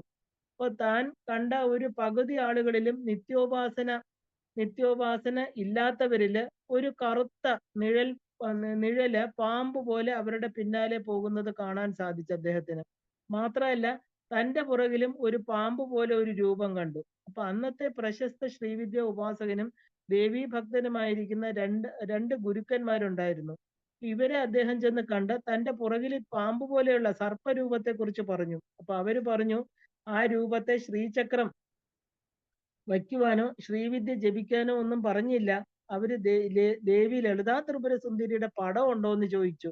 അപ്പൊ പടത്തിന് പോലും അത്ഭുതകരമായിരിക്കുന്ന ശക്തി ഉണ്ടെന്നാ പറയുന്നത്. ദേവിയുടെ പടം വീട്ടിൽ വയ്ക്കുന്നത് പോലും വളരെ വിശേഷമാണ്. ഈ 1000 നാമങ്ങളിൽ ഒരെണ്ണം ഉപദേശിച്ചിട്ട് ദേവിയുടെ പടത്തിൽ സിന്ദൂരമിട്ട് ശ്രദ്ധയോടുകൂടി ഭക്തിയോടെ വിശ്വാസത്തോടെ വീണ്ടും വീണ്ടും ജപിക്കാൻ പറഞ്ഞു. ഇദ്ദേഹത്തിന് മന്ത്രതന്ത്രങ്ങളൊന്നും അറിയില്ല. പക്ഷെ ഭക്തിയോടെ ദിവസവും അത് ചെയ്തുകൊണ്ടിരുന്നു. ഒരു ദിവസം ഒരു വെള്ളിയാഴ്ച സന്ധ്യയ്ക്ക്, അതായത് ഒരു ജപിച്ചുകൊണ്ടിരുന്നപ്പോ, അതായത് 24,000 ജപം തീർന്നപ്പോ അദ്ദേഹത്തിന്റെ ദേവിയുടെ പടത്തിലെ ദേവിയുടെ നെറ്റിയിലെ സിന്ദൂരത്തിൽ നിന്ന് ഒരു സുവർണ കിരണം പുറത്തു വന്ന് ആ നിഴലായിരിക്കുന്ന പാമ്പിനെ ഇല്ലാതാക്കുന്നത് അദ്ദേഹത്തിന് നേരിട്ട് കാണാൻ സാധിച്ചു. അത്ര ശക്തിയാണ് ലളിതാ സഹസ്രനാമത്തിലെ ഓരോ നാമങ്ങൾക്കും എന്ന് പറയാം. കാരണം അത്രയും ശക്തിയുണ്ട് എന്നർത്ഥം. ലളിതാ സഹസ്രനാമം പൂർണ്ണമായി ലളിതാ ദേവിയുടെ അനുഗ്രഹത്താല് ഐശ്വര്യ സിദ്ധി കൊടുക്കും, അവസാനം മോക്ഷവും കിട്ടും. ഉറപ്പാണ്. ഈ പ്രപഞ്ചത്തിൽ കിട്ടാത്തതായിട്ട് യാതൊന്നുമില്ല. അതിൽ സംശയമില്ലാത്ത കാര്യമാണ്. കാരണം ഇപ്പൊ നമുക്ക് ഈ പറഞ്ഞ പോലെ അവനവന്റെ പ്രാരാബ്ധ കർമ്മങ്ങൾ കഴിഞ്ഞ് അവന്റെ കർമ്മങ്ങൾക്കനുസരിച്ച് എങ്ങനെയാണോ ഒരു വ്യക്തിക്ക് സുഖമായിട്ട് ജീവിക്കേണ്ടത് അതെല്ലാം അമ്മ കൊടുത്തിരിക്കും. വേദങ്ങളും പുരാണങ്ങളും ഉപനിഷത്തുകളും ഒന്നും പഠിക്കേണ്ട ആവശ്യമില്ല. ഇതിന്റെയൊക്കെ എല്ലാ തത്വങ്ങളും പൂർണ്ണമായിട്ട് അടങ്ങിയിരിക്കുന്നതാണ് ഈ ലളിതാ സഹസ്രനാമത്തിലെ ഓരോ നാമവും. അതറിയുന്ന ഉയർന്ന ശ്രീവിദ്യോപാസകർക്ക് മാത്രമേ ഇത് അറിയുള്ളൂ. ദേവിക്ക് ഹംസ നടയാണെന്നും ദേവി പാദത്തിലെ ചിലമ്പിന്റെ ശബ്ദം കൊണ്ട് തന്നെ ശുദ്ധമായിരിക്കുന്ന ആ പ്രദേശത്തോടുകൂടി അമ്മ നടക്കുന്നത് കണ്ട് ഹംസങ്ങൾക്ക് ഇത്ര ഭംഗിയുള്ള നടത്തം കിട്ടിയത് എങ്ങനെയാണെന്ന് സൗന്ദര്യ ലഹരിയിലെ 91-ാമത്തെ ശ്ലോകത്തില് ശങ്കരാചാര്യ സ്വാമികൾ പറയുന്നുണ്ട്. എന്നാല് ഇതിന്റെ മന്ത്രരഹസ്യം വളരെ ഗോപ്യമാണ്. ഹംസിനി ഹംസപക്ഷിയെ പോലെ ഉള്ളവൾ. അപ്പൊ ദേവിക്കൊരു നാമമുണ്ട് ലളിതാ സഹസ്രനാമത്തില്, ഹംസിനി അല്ലെ. അഴകുള്ള നടയുള്ളവൾ എന്നത് സാമാന്യ അർത്ഥം. എന്നാല് ദേവിയുടെ പാദചിലമ്പുകള് അന്നപക്ഷികൾക്ക് നട പഠിക്കാനുള്ള ഒരു വഴി എന്നത് സാധാരണക്കാർക്ക് അത് സാധാരണക്കാർക്കുള്ള അർത്ഥമാണ്. ഇനി ഉപാസകർക്കായിട്ട് എന്താണ്? ഓം ഹ്രീം ഹംസ സോഹം സ്വാഹ. ഓം എന്ന് പറഞ്ഞാൽ നമുക്ക് പ്രണവം, ഹ്രീം എന്ന് പറഞ്ഞാൽ ദേവി പ്രണവം, ഹംസ സോഹം. എന്താ ഹംസ സോഹം? നമ്മുടെ പ്രാണന്റെ മന്ത്രമാണ് അല്ലെ. ഹംസ സോഹം. സഹ അഹം, ഞാൻ ദേവിയാണ്, എന്റെ ഉള്ളിലിരിക്കുന്ന ജീവൻ അതാണ്. സ്വാഹ എന്ന് പറഞ്ഞാൽ ഞാൻ ഹോമിക്കുന്നു. അപ്പൊ ഇത് ജപിച്ചാല് സാക്ഷാൽ ലളിതാ പരമേശ്വരിയുടെ സ്വരൂപമായി തീരുമെന്നുള്ളതിന് സംശയമില്ല. കാരണം ഇത് ദേവിയുടെ നാമങ്ങളില് വ്യാഖ്യാനം ചെയ്ത സാക്ഷാൽ ഭാസ്കരരായർ പറഞ്ഞതാണ്. ഓം ഹ്രീം ഹംസ സോഹം സ്വാഹ. അപ്പൊ സൗഭാഗ്യ വർധനത്തില് ഇതിന്റെ ഭാഷ്യം എന്തെന്നാല് ഈ ഹംസങ്ങൾ ആരാണ്? ഇവര് ശ്രീചക്രത്തിൽ 50 ദേവതകള് ഹംസരൂപമായിട്ടാണ് ശ്രീപുരത്തിൽ ഇരിക്കുന്നത്. ചക്രേശ്വരൻ, എല്ലാ ദ്വാരങ്ങളിലും പ്രകാശിക്കുന്ന 108 ഗണപതിമാര്, കാലനാഥന്മാര്, ആ ഒരു എന്താ പറയാ ആദ്യത്തെ മതിലിനകത്തുള്ള കാലത്തെ നിയന്ത്രിക്കുന്ന 6 ഋതുനാഥന്മാര്, ശ്യാമള പരമേശ്വരി, മൃത്യുഞ്ജയ പരമേശ്വരൻ, അംബികാദേവി, കാലസംഘർഷിണി, വിശ്വവസു, അനന്തൻ, ഗായത്രി, ദേവേന്ദ്രൻ, യമൻ, നിര്യതി, വരുണൻ, വായു, കുബേരൻ, ഈശാനൻ, മഹാവാരാഹി, താര, വാരുണി, കുരുകുല്ല, ബ്രഹ്മാവ്, വിഷ്ണു, രുദ്രൻ, മാർത്താണ്ഡ ഭൈരവൻ, ശംഭുനാഥൻ, സോമനാഥൻ, മന്മഥനാഥൻ, അന്നപൂർണ, ദുർഗ, സരസ്വതി, മഹാത്രിപുര, സിദ്ധാന്ത സമയനാഥൻ, സമ്പത്കരി, കുമാരകാമേശ്വരൻ, ബാലാ ത്രിപുര സുന്ദരി, മഹാശംഭുനാഥൻ, ശ്രീപൂർത്തി അമ്പാൾ, മന്ത്രവക്ത്രമാതങ്കി, മന്ദിര വാരാഹി, സപ്താന ഭട്ടാരിക, കാമേശ്വര ഭട്ടാരകൻ, ഇങ്ങനെ 50 പേര് ശ്രീചക്രത്തിൽ ഇരുന്ന് സൃഷ്ടി സ്ഥിതി സംഹാരങ്ങൾ ചെയ്തുകൊണ്ടിരിക്കുകയാണ്. അപ്പൊ ഇതിനകത്ത് സൃഷ്ടി സ്ഥിതി സംഹാരം മാത്രമല്ല, തിരോധാന അനുഗ്രഹങ്ങൾ എങ്ങനെ ചെയ്യണം, ഈ പഞ്ചകൃത്യങ്ങൾ എന്ന് ദേവിയിൽ നിന്ന് പഠിക്കുകയാണ് ഇവർ ചെയ്തുകൊണ്ടിരിക്കുന്നത്. അപ്പൊ ദേവി വൈഭവം എന്നൊന്ന് നമുക്ക് മനസ്സിലാക്കാൻ വേണ്ടിയാണ് ഇത് പറഞ്ഞത്. അപ്പൊ ആദ്യത്തെ ആവരണത്തിന് മഹാകാലേശ്വരൻ തുടങ്ങി ബിന്ദുവില് മഹാകാമേശ്വരൻ വരെ എല്ലാവരും ദേവിയുടെ ശിഷ്യരാണ്. അപ്പൊ ദേവി അവിടെ ആരാണ്? ഗുരുമൂർത്തിയാണ് അല്ലേ. അപ്പൊ ഈ ഒരു പ്രപഞ്ചത്തില്, ഈ സൃഷ്ട പ്രപഞ്ചത്തിലെ എല്ലാവർക്കും തന്റെ പാദത്തിലെ സ്വർണ്ണ ആ ഒരു പാദസരത്തിന്റെ സ്വര ശബ്ദം കൊണ്ട്, നാദം കൊണ്ട് 51 അക്ഷരങ്ങള് പ്രപഞ്ചം കൊണ്ട് ഉപദേശം കൊടുക്കുന്നു എന്നർത്ഥം. അപ്പൊ ലളിത എന്നുള്ള ഒരൊറ്റ നാമം പറയാൻ തന്നെ അനന്തകോടി ജന്മം വേണം, നമുക്ക് പുണ്യം വേണം. അപ്പോ ആ നാമങ്ങളുടെ അർത്ഥം അറിയാൻ രാജരാജേശ്വരി, കാമാക്ഷി, ത്രിപുരസുന്ദരി, കാമേശ്വരി എന്നൊക്കെ പറയണമെങ്കിൽ തന്നെ എത്രയോ പുണ്യം ചെയ്തിരിക്കണം. അപ്പൊ ആദിയില് ആ ഒരു ദേവി തന്റെ ആ ഒരു നെറ്റിയിലെ കുങ്കുമത്തിൽ നിന്ന് കാമേശ്വരനെയും കാമേശ്വരിയെയും ഉണ്ടാക്കിയെന്നും അവരെ രണ്ടുപേരും ഉൽപ്പത്തി ചെയ്ത് എന്ന് ശാസ്ത്രം പറയണു. പരമേശ്വരനും പരമേശ്വരിയും അല്ലെ ആദ്യ ഗുരുക്കന്മാര്, അവരുടെ ചിലമ്പൊലി, അതിനെയാണ് നമ്മൾ നാദപ്രപഞ്ചം എന്ന് പറയുന്നത്. എല്ലാവരുടെയും സൃഷ്ടി ആ പാദപത്മങ്ങളില് സദാ നമ്മൾ സ്മരിക്കണം അല്ലെ. അപ്പൊ ദേവിയുടെ ഒരു നാമം ആ ഒരു സ്തോത്രപ്രിയ സ്തുതിമതി എന്നാണ്. കാരണം സ്തുതിക്കുന്നത് ഇഷ്ടപ്പെടുന്നവൾ. കാരണം മക്കൾ അമ്മയെക്കുറിച്ച് നല്ലത് പറയുമ്പോൾ അമ്മയ്ക്ക് സന്തോഷാണ് അല്ലേ? അപ്പൊ മക്കളെ ഭയങ്കര സ്നേഹമായിട്ട് അവര് അനുഗ്രഹിക്കുന്നവൾ. നമ്മൾ അങ്ങനെയാണ്. നമ്മളോട് സ്നേഹത്തിൽ വന്ന് സംസാരിക്കുമ്പോൾ നമ്മൾ അറിയാതെ നന്നായിരിക്കട്ടെ. അതുപോലെ തന്നെയാണ് ദേവി. അതുകൊണ്ടാണ് ദേവിക്ക് ഈ 2 നാമങ്ങൾ വളരെ പ്രിയം. സ്തോത്രപ്രിയ, സ്തുതിമതി. ഇപ്പൊ നമുക്കറിയാം അജാമിളൻ എന്ന് പറയുന്ന ആ ഒരു എന്താ പറയാ ആ ഒരു ബ്രാഹ്മണ ജന്മത്തില് നിന്ന് താഴെ വളരെ മോശപ്പെട്ട ജീവിതം നയിച്ച് ചണ്ടാളനായിട്ട് ജീവിച്ച അദ്ദേഹത്തിന് പുത്രനെ നാരായണ എന്ന് വിളിച്ചതിലൂടെ അന്ത്യകാലത്ത് ആ ഒരു ശരീരം ത്യജിക്കുന്നതിന് മുമ്പ് ആ ഒരു നാമസ്മരണ ഒറ്റ കാര്യം കൊണ്ട് തന്നെ സുഹൃതം കൊണ്ട് മാത്രം വൈകുണ്ഠ പ്രാപ്തി ലഭിച്ചു എന്ന് ഭാഗവതം പറയണു. അപ്പൊ നാമസ്മരണയ്ക്ക് വളരെ പ്രാധാന്യമുണ്ട്. കാരണം ഈ 1000 നാമങ്ങൾ എന്ന് പറയുന്നത് സ്മരണയല്ല, നമ്മൾ ദേവിയെ എന്താ പറയാ നമ്മൾ സ്തുതിക്കുക. ഉന്നത ഗതിക്ക് ഒരു ജീവന്റെ നാമസ്മരണ അത്യാവശ്യമാണ്. നമ്മുടെ ഇഷ്ട ദേവതാ നാമങ്ങൾ സദാ സ്മരിക്കുന്നത് കൊണ്ട് ആ ഒരു ഓരോരുത്തരും എന്താ ഭവരോഗത്തിന് മരുന്നായിട്ട് തീരും നാമസ്മരണം. അല്ലെ? ഘോര സംസാര വിച്ഛേദനം. ഒരു വളരെ ശക്തമായിരിക്കുന്ന വൈബ്രേഷൻ ആണത്. ഇത് നമ്മൾ ശരിക്കും പറഞ്ഞ ഒരു മെന്റൽ പ്യൂരിഫിക്കേഷന് വളരെയധികം സഹായിക്കും. നമ്മുടെ സൂക്ഷ്മ ശരീരം ശുദ്ധമാകും. ഒരു ക്ലാവ് പിടിച്ച ഒരു ബ്രാസിന്റെ പാത്രം, അതാണ് മനസ്സെന്ന് പറയുന്നത് അല്ലെ? സദാ ചിന്തകളാകുന്ന ക്ലാവ് പിടിച്ചതാണ് നമ്മുടെ മനസ്സ്. അപ്പൊ നാമങ്ങൾ അതിനെ ശുദ്ധമാക്കും, ഇഷ്ടദേവതയിൽ നമ്മളെ എത്തിക്കും. ഹനുമാൻ എന്ന് പറയുന്ന ഹനുമാൻ എന്താ രാമനാമം എന്നൊരു ഒറ്റ തോണിയിൽ സദാ യാത്ര ചെയ്തിട്ട് എന്താ ഭഗവാനിൽ എത്തിച്ചേർന്നു അല്ലെ? കൃഷ്ണനെ ഭജിച്ചാലും ഭഗവാന്റെ ഏത് അവതാരത്തെ ഭജിച്ചാലും രാമനെ മാത്രമാണ് അദ്ദേഹം അവിടെ കണ്ടുകൊണ്ടിരുന്നത്. അപ്പോ അത് ജപിക്കുമ്പോൾ അദ്ദേഹത്തിന്റെ കണ്ണിൽ നിന്ന് ധാരധാരയായിട്ട് കണ്ണുനീർ വാർന്ന് സകല മലങ്ങള്, അതായത് ആ ഒരു എന്താ പറയാ എല്ലാ കന്മഷങ്ങളും മാറി ആ രാമൻ മായയെ നീക്കി രാമപദത്തില് ചിരഞ്ജീവിയായിട്ട് തീർന്നു. അപ്പോ നാരദന്റെ ഭക്തിയും എന്താ പറയാ ചിന്തയും ജപവും എല്ലാം നാരായണ നാമം മാത്രമാണ് അല്ലെ? അതുപോലെ ദേവിയെ ഉപാസിക്കുന്ന നമുക്ക് എവിടെയും എപ്പോഴും ജപിക്കാൻ പറ്റുന്നതാണ് അമ്മയുടെ നാമങ്ങള്. ഈ 1000 ശക്തി നാമങ്ങള് നമ്മുടെ ദുഃഖം, ദാരിദ്ര്യം, രോഗം ഇവയൊക്കെ മാറ്റി ദേവിയുടെ ആ അപാരമായ കരുണയ്ക്ക് നമ്മളെ പാത്രമാക്കി അമ്മയുടെ അന്തികത്ത് എത്തിച്ചേർക്കും എന്നുള്ളതിന് യാതൊരു സംശയമില്ല.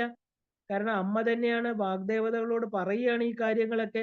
എന്റെ മക്കൾക്ക് എന്നെ അറിയാനുള്ള എന്റെ ഈ രഹസ്യനാമങ്ങൾ എന്നാ പറയുന്നത്.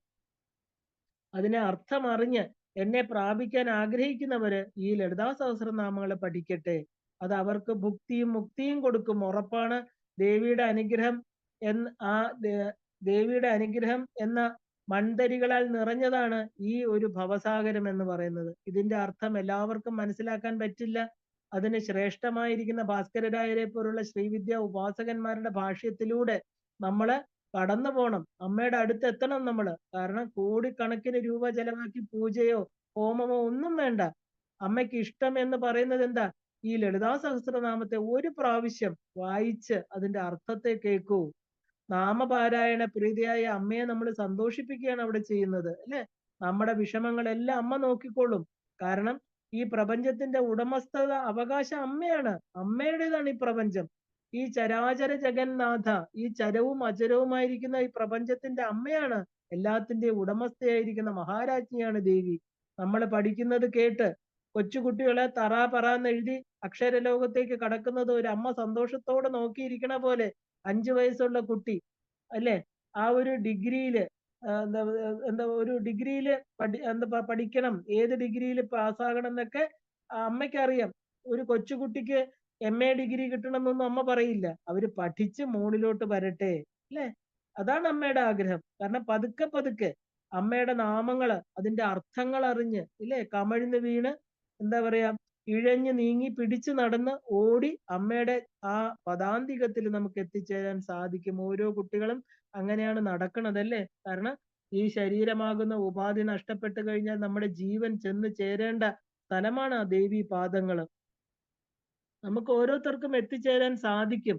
ലളിതാ പരദേവത പുണ്യശ്രവണ കീർത്തനയാണ്. ശരീരം തളർന്ന് കട്ടിലിൽ കിടന്നാലും ഈ നാമങ്ങൾ സദാ മനസ്സിൽ അമ്മയുടെ ചിത്രങ്ങൾ വരച്ചുകൊണ്ടേയിരിക്കും. കാരണം അതുകൊണ്ടാണ് ഇതിന്റെ അർത്ഥങ്ങൾ അറിയണമെന്ന് പറയാൻ കാരണം. ഇത് രുദ്രവും ചമകവും ഒന്നുമല്ല. ഇതിന് പ്രത്യേകിച്ച് ഒന്നും നമ്മൾ അതിന്റെ രീതികളൊന്നുമില്ല. കുറച്ച് കാര്യങ്ങൾ മാത്രം നമ്മൾ അറിഞ്ഞിരുന്നാൽ മതി അല്ലേ? ആ അമ്മയുടെ ചെറിയ നാമങ്ങൾ അത് മതി അമ്മയ്ക്ക് തൃപ്തിയാകാൻ. കാരണം അമ്മ അമ്മ എന്ന് വിളിക്കുമ്പോ തന്നെ ആ മാതൃവാത്സല്യം നമ്മളിലേക്ക് ഒഴുകിയെത്തും. അമ്മ എന്റെ പരദേവതേ അല്ലേ? ആ ബ്രഹ്മാവ്, വിഷ്ണു, രുദ്രൻ, ഈശ്വരൻ തുടങ്ങിയ ഭൃത്യന്മാര് പോലും അമ്മയുടെ മഞ്ചത്തിന്റെ കാലുകളായിട്ട് സദാശിവനായിരിക്കുന്ന ഭഗവാൻ അമ്മയുടെ ദേഹത്ത് നിന്ന് പ്രസരിക്കുന്ന ചുവപ്പ് നിറത്തോടെ ശൃംഗാര രസത്തോടെ അമ്മയുടെ മഞ്ചത്തിന്റെ പലകയായിട്ടിരിക്കുകയാണ്. അല്ലയോ ആദി പരാശക്തിയായിരിക്കുന്ന ആ ശക്തി സ്വരൂപിണി, സൃഷ്ടിസ്ഥിതി സംഹാര തിരോധാന അനുഗ്രഹ കാര്യങ്ങൾക്ക് അധികാരപ്പെട്ടവരായിരിക്കുന്ന അല്ലയോ അമ്മേ, അല്ലെ? അവര് ശരിക്കും കാരണപുരുഷന്മാരാണ്. അവരവരുടെ ശക്തിക്ക് വേണ്ടി സദാ അമ്മയുടെ അടുത്ത് വർത്തിക്കുന്നു, അമ്മയെ സേവിക്കുന്നു. ഇപ്പൊ ഷഡാധാരങ്ങള് പൃഥ്വി തുടങ്ങി പഞ്ചഭൂതങ്ങളുടെയും പഞ്ചതന്മാത്രകളുടെയും കർമ്മേന്ദ്രിയം, ജ്ഞാനേന്ദ്രിയം, മനസ്സ്, ഈ 11 ഇന്ദ്രിയങ്ങളുടെയും അധിഷ്ഠാനമാകുന്ന ഈ തത്വങ്ങള് ആജ്ഞാചക്രത്തോട് അവസാനിക്കുകയാണ്. ഇതിനു മുകളിലാണ് മായ, ശുദ്ധവിദ്യ, മഹേശ്വര, സദാശിവ രൂപങ്ങളെല്ലാം തന്നെ. പഞ്ചത്തിന്റെ കാലുകള് സഹസ്രാരത്തിലിരിക്കുന്ന ശിവൻ ശുദ്ധവിദ്യയാൽ സദാശിവനായിട്ട് തീരുകയാണ്. സദാശിവൻ എന്ന് പറഞ്ഞാൽ ശിവനും ലളിതാ ത്രിപുര സുന്ദരിയും ചേർന്നിരിക്കുന്ന ഭാവം, അതാണ് അനുഗ്രഹം.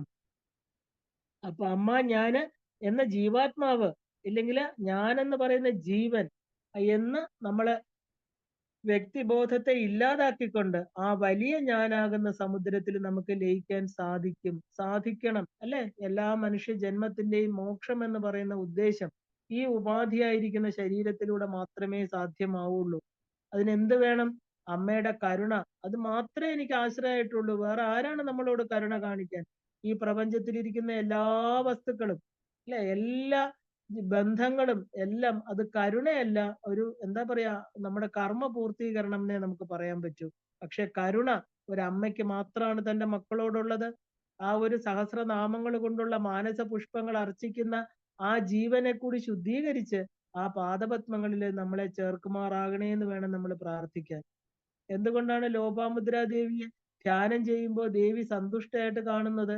നമുക്കറിയാം ശ്രീവിദ്യ ഉപാസന എന്നത് മൂന്നായിട്ട് തരംതിരിച്ചിട്ടുണ്ട്. ഒന്ന് കാതിവിദ്യ, ഹാദിവിദ്യ, സാദിവിദ്യ. ഇതില് കാമേശ്വരൻ ദേവിയെ ഉപാസിച്ചിരുന്ന വിദ്യയാണ് കകാരത്തിൽ തുടങ്ങുന്നത്, അതായത് അഗസ്ത്യൻ ഉപാസിക്കുന്നത്. ദുർവാസാവ് രണ്ട് ശ്രീവിദ്യ മന്ത്രങ്ങളുടെ ഉപജ്ഞാതാവാണ്. ദുർവാസ വിദ്യ, ക്രോധപട്ടാരക വിദ്യ. ഇനി സാദിവിദ്യ എന്ന് പറയുന്നത് സായിൽ തുടങ്ങുന്ന പഞ്ചദശി മന്ത്രാണ്. ഈ സാദിവിദ്യ നന്ദികേശ്വരൻ ഉപാസിച്ചിരുന്നു. ഇനി ഹാദിവിദ്യ ലോപാമുദ്ര എന്ന് പറയുന്ന അഗസ്ത്യന്റെ ഭാര്യയുടേതാണ്. വിഷ്ണു ഉപാസിച്ച ഷഡ്കൂട വിദ്യ ഇതിൽ വരുന്നതാണ്. മൊത്തത്തിൽ 32 പേരാണ് ദേവി ഉപാസകന്മാരായിരുന്ന ശ്രീവിദ്യ മന്ത്രങ്ങളിൽ ദേവിയെ ഉപാസിച്ചിരുന്നത്. ലോപാമുദ്രയ്ക്ക് ദുർവാസാവാണ് ദീക്ഷ കൊടുക്കുന്നത്. അപ്പൊ ലോപാമുദ്ര ദേവി ഉപാസന ചെയ്തത് അഹം ഇത്യേവ വിഭാവയേ ഭവാനി എന്നുള്ള രൂപത്തിലായിരുന്നു. ധ്യാന ശ്ലോകങ്ങൾ 4 ഉണ്ട്. നമുക്കറിയാം സിന്ദൂരാരുണ വിഗ്രഹം ധ്യായേത് പത്മാസനസ്ഥം സ കുങ്കുമ വിലേപന മളിക ചുംബി കസ്തൂരികം അരുണാം കരുണാതരംഗിതാക്ഷ്യം അല്ലെ? ഈ ധ്യാനത്തിൽ ഏറ്റവും ഉയർന്ന ധ്യാനമായിട്ട് കാണുന്നത് ഈ ധ്യാനത്തെയാണ്. കാരണം ഇതില് ത്രിമൂർത്തി സമന്മാരായിരിക്കുന്ന ദത്താത്രേയൻ എന്ന് പറയുന്ന അവധൂതന്റെയാണ് ഏറ്റവും ഉയർന്ന ധ്യാനം. അഹം ഇത്യേവ വിഭാവയേ ഭവാനി. ഈ ഭാവത്തില് ലളിതാ സഹസ്രനാമം ജപിച്ചെങ്കിൽ മാത്രമേ നമുക്ക് പാരായണ ബലം കിട്ടുള്ളൂ. എന്താ ഈ അഹം ഇത്യേവ വിഭാവയേ ഭവാനി? അഹം എന്ന് പറയുന്ന ഞാൻ എന്ന് പറയുന്ന ബോധം, എന്റെ ജീവൻ സാക്ഷാൽ ലളിതയാണ്, അമ്മയാണ്. ലളിതാ സഹസ്രനാമം നമ്മുടെ ആ ഒരു ചെറിയ ആവശ്യങ്ങൾക്കായി ഉപയോഗിക്കുന്നത്. നമ്മൾ വിവാഹം, ജോലി, കുട്ടികള്, വീട്, പദവി അല്ല, ഇതൊക്കെ ചെറിയ കാര്യങ്ങളാണ് നമ്മുടെ ജീവിതത്തിൽ. എന്നാൽ വളരെ നശ്വരങ്ങളാണ്. അത് കുറച്ചു കാലത്തേക്ക് നമ്മുടെ കൂടെ കാണുള്ളൂ. പക്ഷെ നമ്മൾ ദേവിയോട് ചോദിക്കേണ്ടത് എന്താ? ശാശ്വതമായിരിക്കുന്ന സുഖത്തെയാണ്. അതിനെയാണ് നമ്മൾ മോക്ഷം. സാമീപ്യമോ സാലോക്യമോ സാരൂപ്യമോ ഒന്നുമല്ല, ദേവിയുടെ കൈവല്യ പദദായിനിയാണെന്ന് പറയണു. കാരണം നമുക്ക് പറഞ്ഞു തന്നതാരാ? വാഗ്ദേവതകളാണില്ലേ?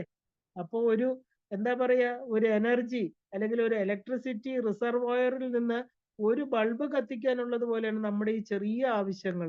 ചിലപ്പോൾ ശക്തിപ്രവാഹം കൊണ്ട് ബൾബ് പൊട്ടിത്തെറിച്ചു പോയെന്നും വരാം. സമ്പൂർണ്ണ ഫലം കിട്ടണമെങ്കിൽ നമ്മൾ ദേവിയെ എങ്ങനെ പ്രാർത്ഥിക്കണം? അഹം ഇത്യേവ വിഭാവയേ ഭവാനി. ഇത് ജപിച്ച് ലോക വ്യാപാരത്തിൽ നിന്ന് നമ്മൾ ഉയർന്ന്, മായയിൽ നിന്ന് ഉയർന്ന് സമ്പൂർണമായിരിക്കണം മോക്ഷതലത്തിലേക്ക് എത്തിച്ചേരണം. മനുഷ്യ ജന്മത്തിന്റെ ആ ഒരു ധർമാർത്ഥ കാമം കഴിഞ്ഞാല് മോക്ഷം എന്ന് പറയുന്ന ഏറ്റവും ഉയർന്ന പദം കൊടുക്കുന്ന നാമങ്ങളാണ് ഈ ലളിതാ സഹസ്രനാമം. അപ്പോ സമ്പൂർണ്ണ ലളിതാ പരമേശ്വരി പ്രീത്യർത്ഥം എന്ന സങ്കല്പം ചെയ്യണം. നമ്മൾ സാധാരണ വന്ന് ഇത് ജപിക്കുമ്പോൾ നമ്മൾ തുടക്കത്തിൽ എന്താ പറയാ? ലളിതാ പരമേശ്വരി പ്രീത്യർത്ഥം, അല്ലെങ്കിൽ ലളിതാ പരമേശ്വരി ലബ്ധ്യർത്ഥം, അല്ലെ? പരിപൂർണ സിദ്ധിദ്വാര ഈ ജപം ഞാൻ ചെയ്യണമെന്ന് പറയാറുണ്ട്. ആ സങ്കല്പം ചെയ്ത് വേണം നമ്മള്, അമ്മയ്ക്ക് എന്താണോ സന്തോഷം അത് അമ്മ എടുക്കണേ, അമ്മ ഞങ്ങൾക്ക് തരണേ, ഇല്ലേ? ആ ഒരു അനർഹ കൈവല്യ പദദായിനി. അപ്പൊ ലോപാമുദ്ര ഈ ഭാവത്തോടെയാണ് ജപിച്ച് ദേവിയായിട്ട് തീർന്നത്. ആ ഒരു ഹൃദയ മധ്യ താമരയിൽ സ്ഥിരമായിട്ട് ദേവിയെ ധ്യാനിക്കണം. എല്ലാം എന്താ പറയാ, എല്ലായിടത്തും എന്നിലും നിന്നിലും എല്ലായിടത്തും ഭവാനി, ഈ ഭവിച്ചതിനെല്ലാം ഭവാൻ, ഭവൻ എന്ന് പറയുന്ന ശിവന്റെ ഭാര്യയായിട്ടിരിക്കുന്നവൾ ഭവാനി. ഒരു ക്ഷണമെങ്കിലും നമ്മള് ഭാവന ചെയ്യണം. അപ്പോ ഒരു പ്യൂപ്പയിലിരുന്ന് പുഴു ധ്യാനിച്ച് ചിത്രശലഭമായി പറന്നു പോകുന്ന പോലെ ഈ ഒരു അരക്ഷണമേ ഉള്ളുവെങ്കിലും ആ ഭവാനിയായിരുന്ന ശരീരം ഉപേക്ഷിക്കാനുള്ള പുണ്യം സമ്പാദിക്കണം. ഈ നാമങ്ങൾ നമുക്കത് തരും. ദുർവാസാവ് എന്ന് പറയുന്ന ചര്യാനാഥൻ ഈ ഉയർന്ന ഒരു സങ്കല്പം, അത് ആ ഒരു എന്താ പറയാ, ദീക്ഷ കൊടുത്തത്, ലോപാമുദ്രയ്ക്ക് കൊടുത്തത് ദുർവാസാവ് എന്ന് പറയുന്ന ചര്യാനാഥനാണ്. അങ്ങനെ അനേക വർഷത്തെ തപസ്സിന്റെ ഫലമായിട്ട് സാക്ഷാൽ ലളിതാ ത്രിപുര സുന്ദരി പ്രത്യക്ഷപ്പെട്ടുവെന്നും ആ ദേവിയോട് ലോപാമുദ്രയോട് എന്ത് വേണമെന്ന് ചോദിച്ചു. അമ്മ, ത്രിമൂർത്തികൾക്ക് പോലും ലഭിക്കാത്ത ഭാഗ്യം അമ്മ എനിക്ക് തന്നു, എനിക്ക് മറ്റൊന്നും വേണ്ട, സദാ ആ പാദപത്മങ്ങളെ സ്മരിക്കാൻ സാധിക്കണം. ദേവി പറഞ്ഞു, സദാ നിന്റെ ഹൃദയപത്മത്തില് ഞാൻ ഉണ്ടായിരിക്കും. ഇനി ഇതിൽ കൂടുതൽ എന്താ വേണ്ടേ? എന്നെ ധ്യാനിച്ച് ധ്യാനിച്ച് നീ എനിക്കായിട്ട് ഒരു മന്ത്രം ഉണ്ടാക്കും, അതിന്റെ ഋഷിക നീയായിരിക്കും. ആ ഒരു പ്രപഞ്ച അന്ത്യം വരെ ഈ ലോകം ഞാനായി കണ്ട് നിന്നെ നമസ്കരിക്കും. സ്ത്രീകളുടെ ശ്രീവിദ്യ ഉപാസനയിൽ ഏറ്റവും ഉയർന്ന 3 പേരിൽ ഒരാളാണ് ലോപാമുദ്ര. മറ്റുള്ളവര് ഇന്ദ്രാണി, രതി, ഇവരെല്ലാം തന്നെ ഉയർന്ന ദേവീ സ്വരൂപങ്ങൾ തന്നെയാണ്. ദേവിയെ ഉപാസിച്ചവരാണ് അവരെല്ലാം. അഗസ്ത്യന് ദേവി ഭക്തനായിട്ട് തീർന്നത് ലോപാമുദ്രയുടെ ഭർത്താവായതിനു ശേഷമാണ്. ഹയഗ്രീവൻ തന്നെ അഗസ്ത്യനോട് ഇത് പറയുന്നുണ്ട്. അഗസ്ത്യന് കാഞ്ചി ക്ഷേത്രത്തില് ആ ഉപനിഷത്ത് ബ്രഹ്മേന്ദ്ര മഠത്തിൽ വെച്ചാണ് ഉപദേശം കൊടുക്കുന്നത്. ഇന്നും അവിടെ ഹയഗ്രീവ ലിംഗവും അഗസ്ത്യ ലിംഗവും പ്രതിഷ്ഠിച്ചിട്ടുണ്ട്. ലോപാമുദ്രയ്ക്ക് എങ്ങനെയാണ് ലളിതാ ത്രിപുര സുന്ദരി ഭക്തയായിട്ട് തീർന്നത്? ജന്മാന്തര പുണ്യം വേണം ഇതിന്, അല്ലെ? ലോപാമുദ്രയ്ക്ക് ചെറിയ വയസ്സിൽ തന്നെ തന്റെ പിതാവായിരിക്കുന്ന ആ ഒരു കവേരൻ ഭഗമാലിനി വിദ്യ കൊടുത്തു എന്ന് പറയണു. അപ്പൊ ഈ ഒരു എന്താ പറയാ, ഈ ദേവി ഭഗമാലിനിയാണ് ഉപാസിച്ചിരുന്നത്. ഇത് ത്രിപുര രഹസ്യത്തിലെ മഹാത്മ്യ കാണ്ഡത്തിലാണ് പറയപ്പെട്ടിരിക്കുന്നത്. ശ്രീചക്രത്തിലെ ആദ്യത്തെ ത്രികോണ മൂലയിൽ ഇരിക്കുന്ന 3 ദേവിമാരാണ് മഹാകാമേശ്വരി, മഹാഭഗമാലിനി, മഹാവജ്രേശ്വരി. ഈ ത്രികോണത്തിന്റെ 3 വശത്തും 5 ദേവതകളുണ്ട്. ഇവരെയാണ് നമ്മൾ തിഥിനിത്യ ദേവതകൾ എന്ന് പറയുന്നത്. പ്രതിപൻ മുഖ്യ രാകാന്ത തിഥിമണ്ഡല പൂജിത, നമ്മള് നാമം ഉണ്ടല്ലേ? ആമാവാസി മുതൽ ഇതിൽ ഓരോ ദേവതകളെ പൂജിക്കണം എന്നാണ്. പൗർണമിക്ക് സാക്ഷാൽ ലളിതാ ത്രിപുര സുന്ദരിയും പൂജിക്കണം. അപ്പൊ ഈ നിത്യദേവികളില് ലളിതാംബികയുടെ പ്രതിരൂപങ്ങളാണ് എല്ലാം. 15 പേരും പഞ്ചദശാക്ഷരി മന്ത്രത്തിന്റെ 15 അക്ഷരങ്ങൾ ഈ 15 തിഥിദേവതകളാണ്. കാമേശ്വരി, ഭഗമാലിനി, നിത്യക്ലിന്ന, പേരുണ്ട, വന്യവാസിനി, മഹാവജ്രേശ്വരി, ത്വരിത, കുലസുന്ദരി, നിത്യ, നീലപതാക, വിജയ, സർവമംഗള, ജ്വാലാമാലിനി, മഹാനിത്യ. ഇതില് ത്രികോണത്തിൽ 3 കോണുകളിൽ ഇരിക്കുന്നവരാണ് മഹാകാമേശ്വരി, വജ്രേശ്വരി, ഭഗമാലിനി. ഇവരുടെ പീഠങ്ങളാണ് കാമഗിരി പീഠം, പൂർണ്ണഗിരി പീഠം, ജാലന്ധര പീഠം. 3 പീഠങ്ങൾ അവരുടെയാണ്. അപ്പൊ ലളിതാദേവിയുടെ പീഠത്തെയാണ് നമ്മള് ഉദ്യാന പീഠം, ഉദ്യാന പീഠ നിലയ, അല്ലെ? ഈ ഭഗമാലിനി എന്ന ശുദ്ധ ചൈതന്യ വസ്തുവായിരിക്കുന്ന ദേവിയാണ് ലോപാമുദ്ര ഉപാസിച്ചിരുന്നത്. അങ്ങനെ അനേക വർഷത്തെ ഉപാസനയ്ക്ക് ശേഷം ഭഗമാലിനി ദേവി പ്രത്യക്ഷപ്പെട്ട് ലോപാമുദ്രയ്ക്ക് ഒരു അനുഗ്രഹം കൊടുത്തു. ലളിതാ പരമേശ്വരിയുടെ ഒരു മഹാവിദ്യയെ ഉപദേശിച്ചു. ഇത് ഉപാസിച്ച് ലളിതാദേവിയെ പ്രത്യക്ഷപ്പെടുത്തണം. ദേവി പ്രത്യക്ഷപ്പെട്ട ലോപാമുദ്രയുടെ ഉള്ളില് മഹാകാമേശ്വരിയായിട്ട് പഞ്ചപ്രേത മഹാമഞ്ചത്തില് കരിമ്പ് വില്ലും പുഷ്പബാണങ്ങളും പാശ അങ്കുശങ്ങളുമേന്തി ലക്ഷ്മി സരസ്വതിയാൽ സേവിച്ച് ലോപാമുദ്രയുടെ ഉള്ളിലെ ആ ഒരു മണിപീഠത്തില് താമസമാക്കി. അപ്പൊ ലോപാമുദ്ര എന്ന ദേവിയും ഒരു എന്താ പറയാ, ഒരു പേരായിട്ട് തീർന്നു. നമ്മുടെ ലളിതാ സഹസ്രനാമത്തിൽ ലോപാമുദ്ര എന്ന ദേവിയുടെ പേരായിട്ട് തന്നെയാ പറയുന്നത്, അല്ലെ? അങ്ങനെ കാവേരിയാണ് ആ ലോപാമുദ്ര എന്ന് പറയുന്ന ദേവി. ഗംഗയെക്കാളും പുണ്യ നദിയാണ് കാവേരി എന്ന് പറയാറുണ്ട്. കാരണം ആ ഒരു ദേവി രാജരാജേശ്വരിയായിട്ട്, അതായത് തിരു ഈങ്കോയ് മലയില് ആ ഒരു മരതകാമ്പാൾ എന്ന രൂപത്തില് ദേവി അവിടെ ഇരിക്കുകയാണ്. അപ്പൊ അതിൽ നിന്നാണ് 51 അക്ഷരങ്ങളും സൂക്ഷ്മ രൂപമായിട്ട് കാവേരിയിൽ വന്ന് ചേരും എന്ന് പറയാറുണ്ട്. ഇത് പുരാണങ്ങളിൽ ഇത് പറഞ്ഞിട്ടുണ്ട്. ഈങ്കോയ്, കാമകോടി, ഇവിടെ നിന്ന് 51 അക്ഷരങ്ങൾ സൂക്ഷ്മമായിട്ട് ശ്രീരംഗത്ത് വരുമ്പോ അത് അഖണ്ഡ കാവേരിയായിട്ട് വന്നു ചേരും എന്ന് പറയുന്നു. ഈ കാവേരിക്ക് ഇത്ര ശക്തി കിട്ടിയത്, ഈ ശക്തി കിട്ടിയത് ശ്രീവിദ്യ ഉപാസന കാരണമാണ്. ഈ ഉപാസകനെ ഏറ്റവും ഉയർന്ന തലത്തിൽ എത്തിക്കും എന്നുള്ളതിന് സംശയമില്ല. അവസാനം ബ്രഹ്മത്തെ കാണിച്ചു കൊടുക്കും. ദേവിയുടെ ഈ ലളിതാ സഹസ്രനാമത്തിൽ ഏറ്റവും ഉയർന്നത്, കാരണം ദേവിക്ക് 1000 സഹസ്രനാമങ്ങളുള്ളതിൽ 10 പ്രധാനമായിട്ട് പറയാറുണ്ട്. ദേവിക്ക് തന്ത്രത്തില് ധാരാളം സഹസ്രനാമങ്ങളുണ്ട്. ഈ ലളിതാ സഹസ്രനാമത്തിലെ ഓരോ നാമത്തിനും സഹസ്രനാമമുണ്ട്. ശ്രീമാതയ്ക്കുണ്ട്, ശ്രീ മഹാരാജ്ഞിക്കുണ്ട്, ഇതെല്ലാം പ്രത്യേക സഹസ്രനാമങ്ങളുണ്ട്. ഇതിന് പ്രത്യേകം തന്ത്രശാസ്ത്ര ബുക്കുകളിൽ ഇതുണ്ട്.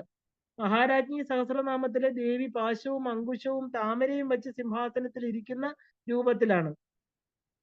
ഇനി 10 വിശേഷം എന്ന് പറഞ്ഞത് ഗംഗ, ഗായത്രി, ശ്യാമള, ഭവാനി, ബാല, കാളി, ശ്യാമള, വാരാഹി, ലക്ഷ്മി, സരസ്വതി, രാജരാജേശ്വരി, ലളിത. അപ്പൊ ഈ 10 ലളിതാ സഹസ്രനാമം എന്തുകൊണ്ടാണ് ഉയർന്നതെന്ന് ഹയഗ്രീവൻ അഗസ്ത്യനോട് പറയുന്നുണ്ട്.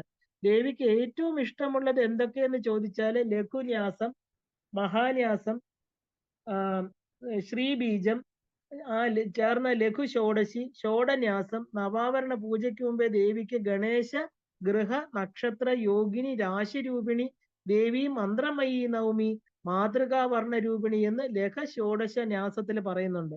മഹാഷോഡശ ന്യാസം എന്ന് പറഞ്ഞാല് പ്രപഞ്ചം, ഭുവനം എല്ലാവരും ന്യാസഖണ്ഡത്തേക്കാൾ പൂജാഖണ്ഡം അന്തർയാഗം, ബഹിർയാഗം. അന്തർമുഖ സമാരാധ്യ, ബഹിർമുഖ സുദുർലഭ എന്നും മധ്യമ അധികാരികൾക്ക് അന്തർമുഖമായിട്ട് ആരാധിക്കാൻ പറ്റില്ലെങ്കിൽ ബഹിർമുഖമായിട്ട് ആരാധിക്കാമെന്നും പറയണു. അപ്പൊ ഇതിനെ മഹായാഗക്രമം എന്നും പറയുന്നുണ്ട്. അപ്പൊ ഈ 5 ദിവസമായിട്ട് ഗണപതി, മഹാശ്യാമള, മഹാവാരാഹി, ബാല ത്രിപുരസുന്ദരി, ലളിത ത്രിപുരസുന്ദരി ചെയ്ത് ഉപാസിക്കുന്നത് മഹായാഗം എന്നാണ് പറയുന്നത്. ഇന്ന് അന്തർയാഗമായിട്ടും ഇത് ചെയ്യാം. ഇനി പുരസ്ചരണ ഖണ്ഡത്തില് ഹോമം, ബ്രാഹ്മണ ഭോജനം, ശ്രീവിദ്യ ഹോമം, പുരസ്ചരണങ്ങള്. ഇനി രഹസ്യ ഖണ്ഡത്തില് ശ്രീവിദ്യ, ശ്രീദേവി, ശ്രീചക്രം, ശ്രീഗുരു ഇതെല്ലാം ഒന്നാണെന്നുള്ള തത്വവും ഉപദേശിച്ചു. എന്നാലും ലളിതാ സഹസ്രനാമം ഉപദേശിച്ചില്ല. കാരണം ഹയഗ്രീവൻ പറയണു ഇതിനൊക്കെക്കാളും ഉയർന്നതാണ് ലളിതാ സഹസ്രനാമം. ദേവിക്ക് ഏറ്റവും പ്രിയപ്പെട്ടത് ഇതാണ്. ഷോഡശിയെക്കാളും രഹസ്യമാണിത്. ഇതിനെ ഓരോ അക്ഷരവും മഹാമന്ത്രങ്ങളാണ്. അതുകൊണ്ട് തന്നെ ഹയഗ്രീവൻ അവസാനമാണ് അഗസ്ത്യനോട് ചോദിച്ചതിന് ശേഷമാണ് കൊടുത്തത്. ഇതിൽ നിന്നും ഇതിന്റെ ശ്രേഷ്ഠത നമുക്ക് മനസ്സിലാക്കാൻ സാധിക്കും. അപ്പൊ നമ്മൾ ഈ സഹസ്രനാമം ജപിക്കുന്നത് അതിന്റെ ആ ഒരു മഹിമ മനസ്സിലാക്കിയെങ്കിൽ മാത്രമേ നമുക്ക് ഏറ്റവും നന്നായിട്ട് ദേവിയെ അറിയാനും ഉപാസിക്കാനും, നമുക്ക് കിട്ടിയ മഹാഭാഗ്യത്തെ കുറിച്ച് നമ്മൾ നല്ലവണ്ണം ബോധവതികളായിട്ട് ബോധവാന്മാരായിട്ട് വേണം ഇത് ജപിക്കാൻ എന്ന് പറയാനാണ് ഇതിന്റെ മഹിമ നമ്മൾ പറഞ്ഞത്. ഇനിയും നമുക്ക് ദേവിയുടെ കുറെ രഹസ്യങ്ങൾ അറിയാനുണ്ട്. രഹസ്യം എന്ന് പറഞ്ഞാൽ എന്താ? ലളിതാ സഹസ്രനാമം എങ്ങനെ ജപിക്കണം, പഞ്ചഭൂതങ്ങളെ എങ്ങനെ നമ്മൾ തൃപ്തിപ്പെടുത്തണം, ഇല്ലേ? ഇതെല്ലാം നമ്മൾ അറിയണം. ധ്യാന ശ്ലോകത്തെ കുറിച്ച് അറിയണം. ഇതെല്ലാം നമ്മൾ അറിഞ്ഞിട്ടായിരിക്കും നാമാർത്ഥങ്ങളിലേക്ക് പോകുന്നത്. അതിന് ദേവി നമ്മളെ അനുഗ്രഹിക്കട്ടെ.